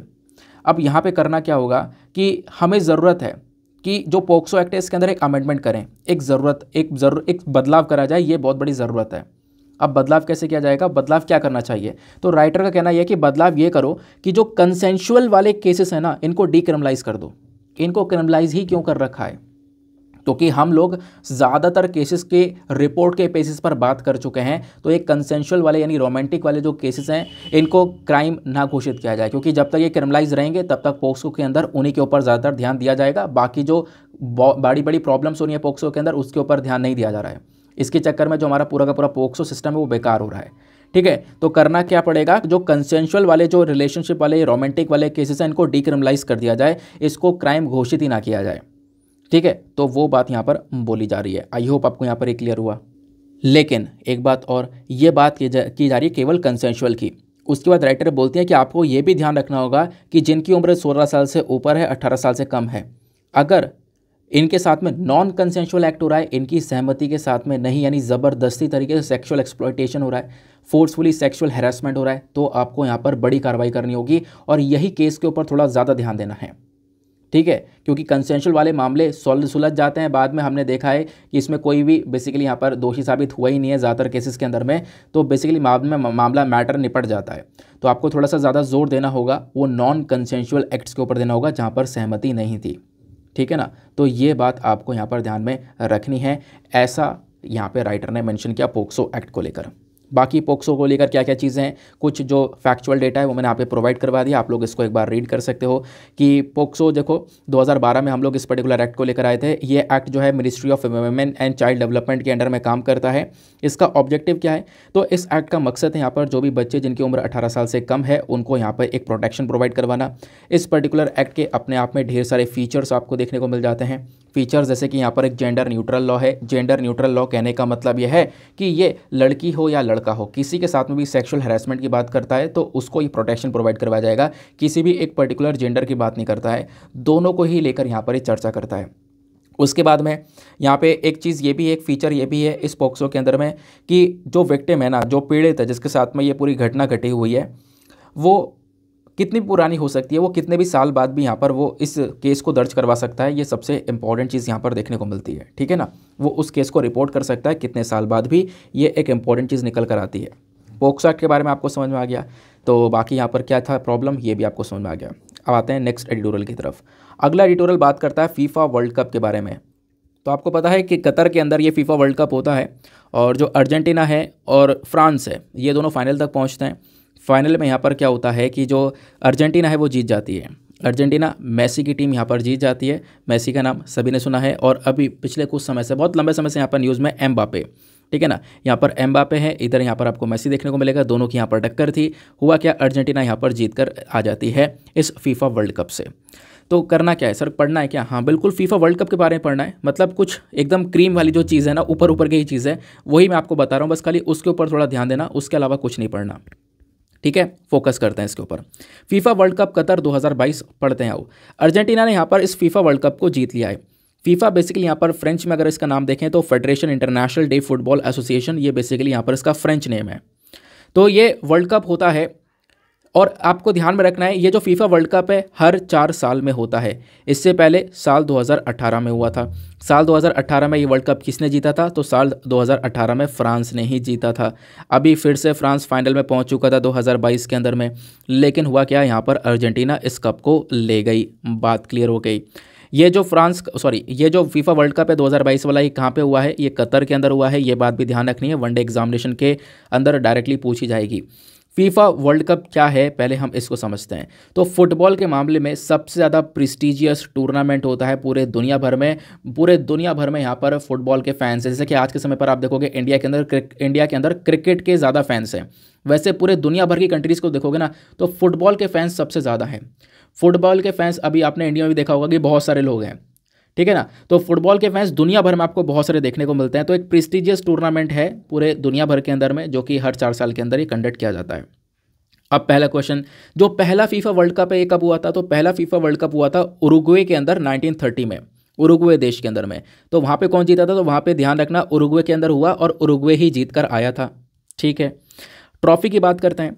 अब यहाँ पे जो ट्रॉफी दी जाती है ना, ट्रॉफी कप जो दिया जाता है, तो वैसे मैंने आपको बताया फीफा वर्ल्ड कप स्टार्ट हुआ 1930 से, तो 1930 से लेकर 1970 तक जो ट्रॉफी कप है वो यहाँ पर हुआ करती थी जूल्स रिमेट ट्रॉफी, ठीक है। बाद में यहाँ पर क्या हुआ कि इसका नाम बदल दिया गया। तो अब जो नई ट्रॉफी आती है वो फीफा वर्ल्ड कप ट्रॉफी आती है। 1970 से यहाँ पर ये फीफा वर्ल्ड कप ट्रॉफी ही दी जाती है, नहीं तो 1930 से लेकर 1970 तक यहाँ पर इसका नाम जूल्स रिमेट ट्रॉफी हुआ करता था। एक फ्रेंचमैन जिन्होंने यहाँ पर इस टूर्नामेंट को पूरी तरह से रखने की कोशिश की थी, उनके ऊपर यहाँ पर ये ट्रॉफी का नाम रखा गया था। बट अब यहाँ पर इसको हम लोग फीफा वर्ल्ड कप ट्रॉफी के नाम से जानते हैं। फीफा वर्ल्ड कप 2022 की कहानी को पढ़ते हैं। फीफा वर्ल्ड कप 2022 के अंदर काफ़ी सारे अलग अलग जो परफॉर्मर थे, बड़े बड़े परफॉर्मर निकल कर आए, उन सबको यहाँ पर अवार्ड्स दिए गए। अब अलग अलग अवार्ड्स उन सब परफॉर्मर को मिले हैं, तो किस किस केस के अंदर मिले हैं? तो गोल्डन बूट, यानी कि आपने देखा होगा जो जूता है ना गोल्ड का, वो गोल्ड का जूता गोल्डन बूट है। तो गोल्डन बूट किसको दिया गया है? गोल्डन बूट दिया गया है जिसने सबसे ज़्यादा गोल मारे हैं। तो सबसे ज़्यादा गोल किसने मारे हैं इस पर्टिकुलर पूरी सीरीज़ के अंदर, इस पूरे वर्ल्ड कप में? तो वो है यहाँ पर फ्रांस के प्लेयर कैलियन मबापे, ठीक है, एमबापे, मबापे बोल रहा हूँ एमबापे, ठीक है। फिर उसके बाद में दूसरा जो अवार्ड है वो है गोल्डन ग्लव, ठीक है ना, यानी कि गोल्डन ग्लव दिया गया है। गोल्डन ग्लव किसको मिला है? अर्जेंटीना के प्लेयर हैं एमिलियानो मार्टिनेज। देन उसके बाद में गोल्डन बॉल दी गई है, golden ball performer of the tournament. पूरे टूर्नामेंट के जो परफॉर्मर हैं वो है लियोनेल मेसी रहे, अर्जेंटीना के प्लेयर हैं, तो यहाँ पर इनको गोल्डन बॉल वाला जो अवार्ड है वो दिया गया। फिर यंग प्लेयर का अवार्ड मिला है अर्जेंटीना के ही एंजो फर्नांडिस को। फिर फीफा फेयर प्ले अवार्ड मिला है इंग्लैंड के प्लेयर को, ठीक है ना। तो यहाँ पर मतलब इंग्लैंड को मिला है बेसिकली ये पूरा फीफा फेयर प्ले अवार्ड, ठीक है। तो ये बात यहाँ पर क्लियर हो गई। तो इस प्रकार से अलग अलग अवार्ड्स यहाँ पे अलग अलग कैटेगरीज के अंदर दिए गए हैं, ध्यान में रखना है। अब एक बात और मैं आपको बता रहा हूँ, बहुत अच्छे से इसको सुनना। फीफा वर्ल्ड कप के अंदर जो फुटबॉल है वो ये वाली फ़ुटबॉल यूज़ करी गई थी। ये फुटबॉल यहाँ पर ये फीफा वर्ल्ड कप के अंदर 2022 में इस्तेमाल की गई है। इसको जो नाम दिया गया है फुटबॉल का नाम यहाँ पे अल रहला नाम है, ठीक है। इसका मतलब मैं आपको बताऊंगा। और जो यहाँ पर पहले जो फुटबॉल हुआ करती थी, मतलब जो फाइनल के अंदर है, देखो बाकी सारे जो मैचेस होते हैं और फाइनल के मैचेस होते हैं वो अलग होते हैं, है ना। तो बाकी सारे नॉर्मल मैचेस के अंदर अल रहला वाली फुटबॉल थी और जो सेमीफाइनल और फाइनल होता है वहाँ पर अल हिल्म की फ़ुटबॉल थी। तो ये जो फुटबॉल इनके नाम ये क्या है, क्या दर्शाते हैं, वो भी मैं आपको समझाऊंगा। और इस पिक्चर को भी ध्यान से देखना। नाम जब बात करते हैं अल रहला मतलब होता है द जर्नी, ठीक है ना। द जर्नी यहाँ पर ये नाम है, ये बेसिकली इब्न बतूता के थ्रू दी गई थी। 14th सेंचुरी के एक्सप्लोरर थे ये। अब अल रहला जो है ये क्या है, ये फर्स्ट वर्ल्ड कप बॉल है, मतलब जो पहली वर्ल्ड कप बॉल ये देखने को मिलती है अल रहला, जिसको आप लोगों ने यहाँ पर देखा है। और अल रहला का हम इस्तेमाल करते हैं क्वार्टर फाइनल तक, ठीक है। जितने भी स्टार्टिंग के मैचेस होते हैं, जब टूर्नामेंट स्टार्ट होता है, स्टार्टिंग के मैचेस के अंदर इसी वाली फुटबॉल का इस्तेमाल किया जाता है। बाकी सेमीफाइनल्स और फाइनल के अंदर आप देखोगे अल हिल्म वाली जो फुटबॉल है इसका यहाँ पर इस्तेमाल किया गया है। पिक्चर मैंने आपको अल हिल्म की दिखाई दी है, ठीक है। बात क्लियर हो गई, आगे आते हैं अब। उसके बाद यहाँ पर आप देखोगे कि ये जो फुटबॉल है ना, इनका जो प्रोडक्शन है सबसे ज़्यादा पाकिस्तान में होता है। पाकिस्तान यहाँ पर मतलब दुनिया भर की जितनी भी फुटबॉल्स हैं उसकी 2/3 से भी ज़्यादा फुटबॉल पाकिस्तान प्रोड्यूस करता है। क्योंकि यहाँ पर सियालकोट का एक सबसे बड़ा मैन्युफैक्चरर है, यहाँ पर सियालकोट से बनती है, तो सियालकोट का एक बहुत बड़ा मैन्युफैक्चर यहाँ पर देखने को मिलेगा, जिसके बेसिस पर यहाँ पर पाकिस्तान एक बहुत बड़ा प्रोड्यूसर भी है वर्ल्ड के फुटबॉल्स का। ये बात क्लियर हो गई। ऑफिशियल मास्कॉट यानी मैंने सिंबल आपको दिखाया, जो सिंबल आपने देखा था ना अभी रेड कलर का, थोड़ा सा पीछे जाओ, रेड कलर का जो आपने सिंबल देखा था वो symbol basically FIFA world cup 2022 का आपकी बार का थीम है, वो है लाइव, ठीक है ना। लाइव यहाँ पर वो थीम आपको देखने को मिलेगा। अगर हम इसको अरेबिक में ट्रांसलेट करें तो इसका मतलब होता है सुपर स्किल्ड प्लेयर। तो सुपर स्किल्ड प्लेयर है वो लाइव, तो वो बेसिकली यहाँ पर रखा गया था। पिक्चर मैंने आपको एग्जैक्टली दिखाई दिया है। तो ये फीफा वर्ल्ड कप को लेकर इतनी सी इन्फॉर्मेशन में से ही क्वेश्चन बनेगा, अगर बनेगा तो उसके लिए घबराना नहीं। इस वजह से सारी की सारी इन्फॉर्मेशन मैंने आपको प्रोवाइड करवा दी है। अब सवाल आपका ये उठता है कि क्वेश्चन बन जाता है क्या? हाँ बिल्कुल, स्पोर्ट्स के क्वेश्चन देखो बहुत कम ही से बनता है, पिछले कुछ सालों में कभी नहीं पूछे गए, लेकिन 2021 के अंदर एक झटका मिल गया था, 3 क्वेश्चन लगातार स्पोर्ट्स के पूछ लिए गए थे, तो पॉसिबिलिटी दोबारा बन सकते हैं। तो 2021 में यहाँ पर जो सवाल पूछा गया था, मैं आपको एग्जाम्पल दिखाता हूँ क्या पूछा था। एग्जाम्पल के तौर पर आप देखोगे, consider the following statements in respect of 32nd summer Olympics. उस समय समर ओलंपिक्स न्यूज़ में थे, तो समर ओलंपिक्स को लेकर सवाल पूछ लिया गया था। अभी फीफा वर्ल्ड कप न्यूज़ में, तो फीफा वर्ल्ड कप को लेकर जून में सवाल पूछा जा सकता है। तो समर ओलंपिक्स को लेकर क्या सवाल पूछा गया? पहला, जो ऑफिशियल मोटो है इस ओलंपिक का वो न्यू वर्ल्ड है, तो आपसे पूछा जा सकता है जो फीफा का मास्कॉट है वो क्या है? लाइव, जिसके बारे में मैंने आपको बताया, ठीक है। ऑफिशियल मोटो यहाँ पे इस ओलंपिक का क्या था? न्यू वर्ल्ड है। दूसरा स्टेटमेंट यहाँ पर दिया गया, sports, climbing, surfing, skateboarding, karate, baseball, ये सारी ओलंपिक्स के अंदर आते हैं। तो दोनों स्टेटमेंट में से कौन सा स्टेटमेंट सही है? तो इसका करेक्ट आंसर है ऑप्शन नंबर बी। केवल ऑप्शन नंबर बी ही आपको सही देखने को मिलेगा, ठीक है। तो 2021 के अंदर स्पोर्ट्स को लेकर ही एक और सवाल पूछा गया। सवाल क्या था? एक अवार्ड को लेकर पूछा गया। Consider the following statements in respect of the Laureus world sports award. जो लॉरेस वर्ल्ड स्पोर्ट्स अवार्ड है उसके रेफरेंस, मतलब ये जो स्पोर्ट्स अवार्ड है ना, इसको लाया गया था साल 2000 में। तो इस अवार्ड के रेफरेंस में 3 स्टेटमेंट्स दिए गए हैं, बताना ये है कि कौन सा स्टेटमेंट सही है। पहला स्टेटमेंट बोलता है कि अमेरिकन गोल्फर टाइगर वुड जो है ना, ये पहले विनर थे इस अवार्ड के। दूसरा स्टेटमेंट बोलता है कि जो ये अवार्ड है ये ज़्यादातर रिसीव किया गया फार्मूला 1 प्लेयर्स के थ्रू। तीसरा स्टेटमेंट बोलता है कि जो रॉजर फेडरर हैं, इन्होंने यहाँ पर इस अवार्ड को सबसे ज़्यादा बार यहाँ पर लिया है, अगर हम बाकी दूसरे प्लेयर से कंपैरिजन करें तो तो कौन सा स्टेटमेंट सही है? तो इसका करेक्ट आंसर है ऑप्शन नंबर सी, यानी कि 1 और 3 जो है बिल्कुल सही है। अमेरिकन गोल्फर जो है टाइगर वुड, ये पहले विनर थे इस अवार्ड के, दूसरा रॉजर फेडरर को सबसे ज़्यादा यहाँ पर अवार्ड मिला है। तो ऐसे क्वेश्चन यहाँ पर 2 बार बना है, मतलब कि एक ही साल में 2-3 क्वेश्चन पूछ ले गए थे स्पोर्ट्स के। क्लियर हो गई बात? चलो आगे आते हैं उसके बाद नेक्स्ट एडिटोरियल पर। नाउ अगला एडिटोरियल आपको यहाँ पर ये देखने को मिलेगा, शशि थरूर साहब ने लिखा है। अब शशि थरूर साहब ने यहाँ पर क्या लिखा है इसके बारे में मेंशन करते हैं। ये बेसिकली हमारे एक्सटर्नल अफेयर मिनिस्टर की सारी बातों को मेंशन करते हैं। जो हमारे एक्सटर्नल अफेयर मिनिस्टर हैं एस जयशंकर साहब, उनकी बातों के बारे में यहाँ पर ये कुछ बोलते हैं। क्या बोलते हैं आओ इसको समझते हैं, ठीक है ना। तो इन्होंने ये बोला कि देखो हाल ही में जो हमारे एक्सटर्नल अफेयर मिनिस्टर हैं एस जयशंकर साहब, इन्होंने एक स्टेटमेंट दिया। स्टेटमेंट क्या दिया कि जो इंडिया है ना, ये एक बहुत बड़ा प्लेयर बन सकता है दुनिया भर के अंदर। इंडिया जो है वो स्टेबलाइज कर सकता है दुनिया भर को। इंडिया के अंदर पोटेंशियल है कि हम दुनिया भर की जो इकोनॉमी है उसको यहाँ पे एक प्रोटेक्शन प्रोवाइड करवा सकते हैं, उसको यहाँ पे हम लोग सपोर्ट कर सकते हैं। तो ये सारी पावर्स भारत के अंदर में हैं। ये बात यहाँ पे हमारे एस जयशंकर साहब ने बोली थी। साथ ही साथ में यहाँ पर इन्होंने ये बोला कि इंडिया एक देखो बहुत बड़ा प्लेयर है आज के समय में पूरे दुनिया भर के अंदर, जो कि काफ़ी सारी कंट्रीज़ को सपोर्ट करता है। इनफैक्ट जो साउथ कंट्रीज़ हैं, यानी कि जो खासकर अगर आप वर्ल्ड मैप देखोगे, जो साउथ कंट्रीज़ हैं उनके ऊपर थोड़ा ज़्यादा जोर दे रहा है, उनके साथ में रिलेशनशिप को एस्टेब्लिश कर रहा है, ठीक है। फिर जयशंकर साहब ये बोलते हैं कि देखो मेरी यहाँ पर एक किताब है, 2012 के अंदर उन्होंने एक किताब लिखी थी जिसका नाम था पैक्स रोमाना। कौन सी किताब? Sorry, PACS indica. PACS indica यहाँ पर इन्होंने यहाँ पर ये किताब लिखी थी, ठीक है। इसको पैक्स रोमाना के नाम से भी जाना जाता है, पैक्स इंडिका के नाम से भी जाना जाता है। तो इन्होंने ये बोला कि ये किताब मैंने लिखी। हुआ क्या, काफ़ी सारे लोगों ने यहाँ पर इसका जो टाइटल है वो मिसकंस्ट्रक्ट कर दिया। मतलब इन्होंने किताब लिखी थी पैक्स इंडिका, और इस टाइटल को लोगों ने क्या किया, दूसरे टाइटल से यहाँ पर एक तरीके से मिक्स कर दिया, और इस टाइटल को कहीं ना कहीं गलत साबित करने की काफ़ी बार कोशिश करी गई है। बट यहाँ पर गलत साबित करने की ज़रूरत नहीं है। ये जो टाइटल है अपने आप में इंपॉर्टेंट है। ये बात करता है इंडिया के रोल के बारे में, कि इंडिया का कितना बड़ा रोल है इंटरनेशनल रिलेशंस के अंदर में, इंडिया कितना बड़ा एक ग्लोबल नेटवर्क की तरह काम कर सकता है। और यहाँ पे कंट्री जो है ना, इंडिया का ही आने वाले समय पर एक बहुत बड़ा एरा आने वाला है, इस चीज़ के बारे में इस बुक के अंदर मेंशन किया गया है, ठीक है। तो ये बोलते हैं कि कई बार इस बुक का जो टाइटल है इसको गलत वे में ले लिया जाता है, बट ऐसा कुछ भी नहीं है। तो एस जयशंकर साहब ने रिसेंटली ये सारी बातें बोली हैं। किसने बोली? हमारे एस जयशंकर साहब ने। अब होता क्या है कि इन्हीं के स्टेटमेंट्स के बेसिस पर अब शशि थरूर साहब ने यहाँ पर ये आर्टिकल लिखा। शशि थरूर साहब ने यहाँ पर क्या मेंशन किया है कि देखो जो एस जयशंकर साहब बोले वो बात सही है, लेकिन इंडिया को क्या करना चाहिए दुनिया भर के अंदर, इसके ऊपर थोड़ा सा ज़्यादा जोर देना होगा, और क्या क्या करना चाहिए वो यहाँ पर ये मेंशन करते हैं। तो यहाँ पर थरूर साहब ये बोलते हैं कि जब आप देखोगे वर्ल्ड लीडरशिप में, तो ऑब्वियस सी बात है, देखो वर्ल्ड लीडरशिप में जब बात आती है ना, तो दुनिया भर में बहुत सारी कंट्रीज़ हैं। अब वर्ल्ड लीडरशिप का मतलब क्या होता है, यानी राइटर ये बोलते हैं कि वर्ल्ड लीडरशिप का मतलब क्या है। क्या एक देश पॉपुलेशन में बड़ा होना चाहिए, उसकी जनसंख्या सबसे ज़्यादा होनी चाहिए? तो अगर इस मामले में है तो चाइना को हम जल्दी ओवरटेक कर देंगे। या फिर उसकी मिलिट्री बहुत मजबूत होनी चाहिए। भारत की मिलिट्री आज के समय पर दुनिया में आने वाले चौथी स्ट्रॉन्गेस्ट आर्मी के अंदर में आती है। या फिर यहाँ पर उसके पास में न्यूक्लियर कैपेसिटी होनी चाहिए। भारत में ऑलरेडी न्यूक्लियर कैपेसिटी आ चुकी है 1998 में। या फिर उसका इकोनॉमी बहुत मजबूत होनी चाहिए। भारत ऑलरेडी यहाँ पर पाँचवीं सबसे बड़ी इकोनॉमी बन चुका है। क्या होना चाहिए? क्या ये चीज़ें होनी चाहिए? इन चीज़ों के बेसिस पर हम कह सकते हैं कि एक कंट्री एक सुपर पावर है, या कंट्री वो लीड कर सकती है।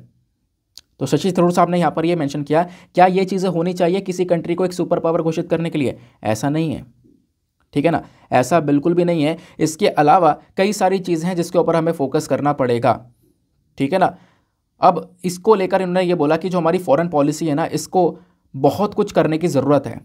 आज के समय पर फॉरेन पॉलिसी इतना कर नहीं रही है जितना करने की ज़रूरत है।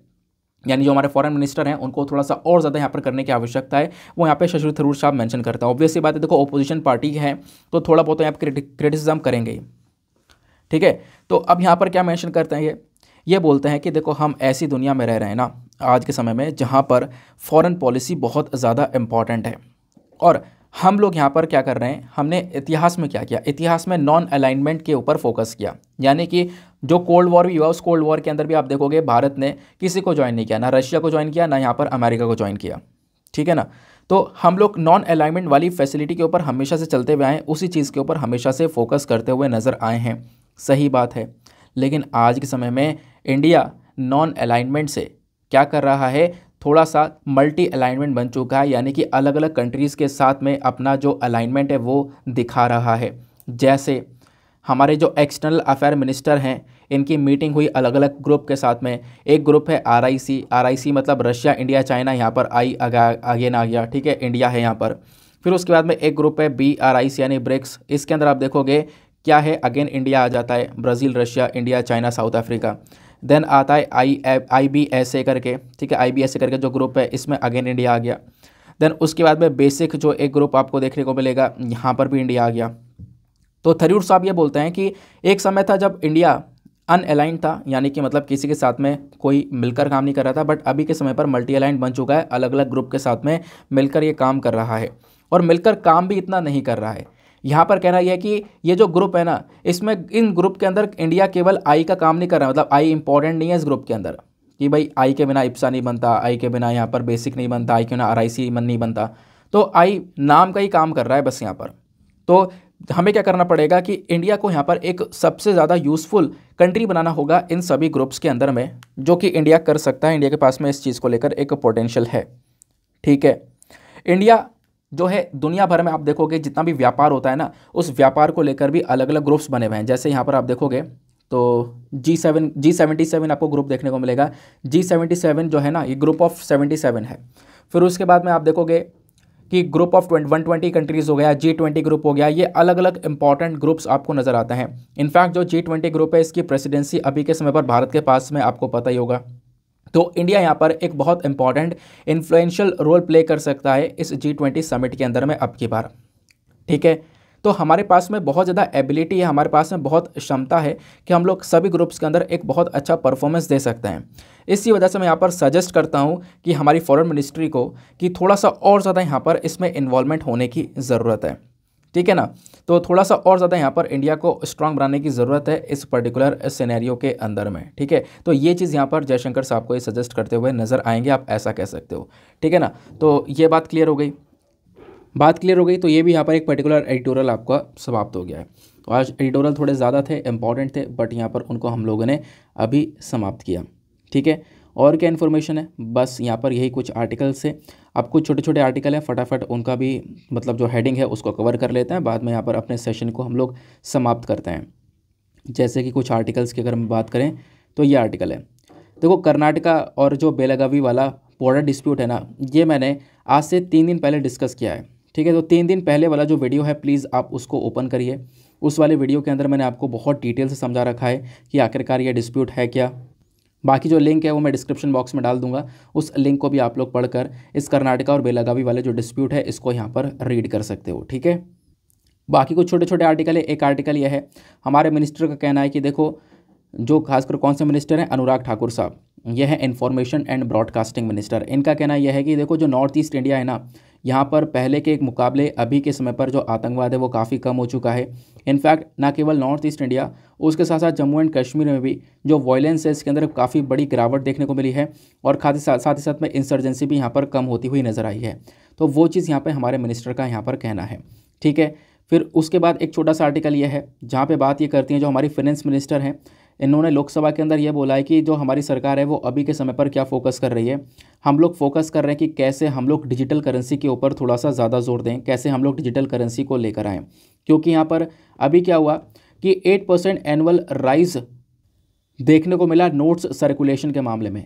तो union finance minister Nirmala Sitharaman ji ने मंडे में ये बात बोली है कि जो नोट्स का सर्कुलेशन है ना वो थोड़ा सा बढ़ता हुआ नजर आया, नोट थोड़े से ज़्यादा सर्कुलेट होते हुए नजर आए इकोनॉमी के अंदर, क्योंकि इकोनॉमी के अंदर करेंसी की डिमांड डिपेंड करती है इकोनॉमिक फैक्टर्स के ऊपर में, इकोनॉमिक ग्रोथ के ऊपर में। तो ये यहाँ पर ये बोलती हैं, बट इनका कहना यहाँ पर यह है कि देखो हमारा फोकस आज के समय पर क्या है कि हम अपनी इकोनॉमी को क्या बनाएं, कैशलेस इकोनॉमी बनाएं, और इसको लेकर रिजर्व बैंक ऑफ इंडिया और जो हमारी सरकारें हैं वो मिलकर काम कर रही हैं, और जल्दी क्या करेंगी, डिजिटल पेमेंट को ही प्रमोट किया जाएगा, जो इकोनॉमी है उसको कैशलेस इकोनॉमी बनाने के ऊपर थोड़ा सा ज़्यादा जोर दिया जाएगा। फिर उसके बाद में एक छोटा सा आर्टिकल यहाँ पर आपको ये देखने को मिलेगा, ये मैंने ऑलरेडी बता दिया आपको, फिशिंग सेक्टर के बारे में डिटेल से समझा ही दिया था, ठीक है ना। फिर और क्या आर्टिकल आपको नज़र आएगा, 2 छोटे छोटे आर्टिकल्स यहाँ पर हैं, ये काम के हमारे पास है नहीं, इसके नीचे फिनलैंड वाला आर्टिकल काम का था तो मैंने उसके बारे में बता दिया था। ये आर्टिकल यहाँ पे क्या बोलता है, जो हमारे एक्सटर्नल अफेयर मिनिस्टर हैं एस जयशंकर साहब, इन्होंने रिसेंटली यहाँ पर ये बोला कल के दिन पार्लियामेंट के अंदर कि देखो जो यहाँ पर अलग अलग जो नेता हैं ना वो क्या बात कर रहे हैं वो हमारे जो खासकर सोल्जर्स हैं उनको क्रिटिसाइज़ कर रहे हैं, तो ऐसा नहीं करना चाहिए। तो इन्होंने ये बोला कि नो वन शुड डायरेक्टली और इनडायरेक्टली क्रिटिसाइज़ आवर सोल्जर्स, जो हमारे जवान हैं उनकी आलोचना नहीं करनी चाहिए, क्योंकि ऐसा कुछ टाइम पहले यहाँ पर राहुल गांधी जी ने, जो कांग्रेस के एक नेता देखने को मिलेंगे, इन्होंने यहाँ पर क्या स्टेटमेंट दिया कि हमारे जो जवान हैं उनकी पिटाई हो रही है। तो इस प्रकार से यहाँ पर कल काफ़ी सारे आर्टिकल पब्लिश हुए कि जो पिटाई वर्ड है ना, जो पिटाई वर्ड है, इनफैक्ट ये तो यूज़ नहीं करना चाहिए। हम अपने जवानों को इस प्रकार से क्रिटिसाइज़ नहीं कर सकते, खासकर मिलिट्री के मामले में तो सबको साथ में आना ही चाहिए, ठीक है ना। तो इस प्रकार से यहाँ पर ये बात जो जयशंकर साहब हैं वो रखते हैं पार्लियामेंट के अंदर में। फिर एक छोटा सा आर्टिकल यहाँ पर यह है, यह आर्टिकल क्या बात करता है कि भैया जो कोर्ट के अंदर लगातार केसेस पेंडिंग पड़े हुए हैं ना, उसमें सुप्रीम कोर्ट ने लगभग 6,844 के आसपास जो केसेस हैं ना उनको यहाँ पर क्लियर कर दिया है। तो सुप्रीम कोर्ट ने 7,000 के आसपास के केसेस को क्लियर किया जब से चंद्रचूड़ साहब यहाँ पर चीफ जस्टिस ऑफ इंडिया बने हैं। तो लगभग एक महीने के अंदर अंदर, एक महीने से थोड़ा समय ज़्यादा हुआ है, तो एक इतने टाइम पीरियड के अंदर अंदर आप कह सकते हो इतने केसेस निपटा दिए गए। लेकिन बात यह है कि इतने केसेस भले ही निपट गए हों, लेकिन उसके बाद नए केसेस 5898 के आसपास जो 5,898 केसेस है वो नए केसेस भी यहाँ पर देखने को मिले हैं, ठीक है। लेकिन यहाँ पर जो पुराने केसेस हैं वो ज़्यादा निपटाए गए, वो ज़्यादा अच्छी बात यहाँ पर देखने को मिली है, ऐसा यहाँ पर बोला गया, ठीक है ना। बात क्लियर हो गई। तो ये हमारे कुछ इंपॉर्टेंट आर्टिकल्स से, एडिटोरियल्स से, जिसका हमने यहाँ पर आज प्रॉपरली डिस्कशन किया है। वैसे डिस्कशन रोज़ाना चलता ही है, तो थोड़ा सा आजकल लेंदी डिस्कशन हो रहा है क्योंकि एडिटोरियल थोड़े इंपॉर्टेंट आ रहे हैं, तो इस वजह से कोई बात नहीं, इसको मैनेज कर लिया करो। अब थोड़ा हम लोग अपने प्रीलिम्स का सवाल को देखते हैं। आपसे पूछा गया था 2022 का सवाल कि भैया जो फॉलोइंग फ्रीडम फाइटर्स हैं, ये जो 3 फ्रीडम फाइटर्स हैं, इन तीनों में से कौन कौन से हैं जो कि यहाँ पर एक्टिवली एसोसिएटेड थे गदर पार्टी के साथ में। तो उसका correct answer option number D देखने को मिलेगा, थर्ड ओनली। तो रास बिहारी बोस, तो रास बिहारी बोस यहाँ पर एक इंडियन रेवोल्यूशनरी लीडर देखने को मिलेंगे अगेंस्ट द ब्रिटिश एम्पायर, और ये बेसिकली ऑर्गेनाइजर भी थे गदर पार्टी के। तो गदर पार्टी से ही यहाँ पर एक्टिवली एसोसिएटेड थे रास बिहारी बोस जी, ठीक है। बात क्लियर हो गई। नाउ इसके साथ में करते हैं हम लोग अपने लेक्चर को समाप्त और मिलते हैं आप लोगों से अगले वीडियो में। आज के लिए bye bye, have a nice day, thank you and Jai Hind.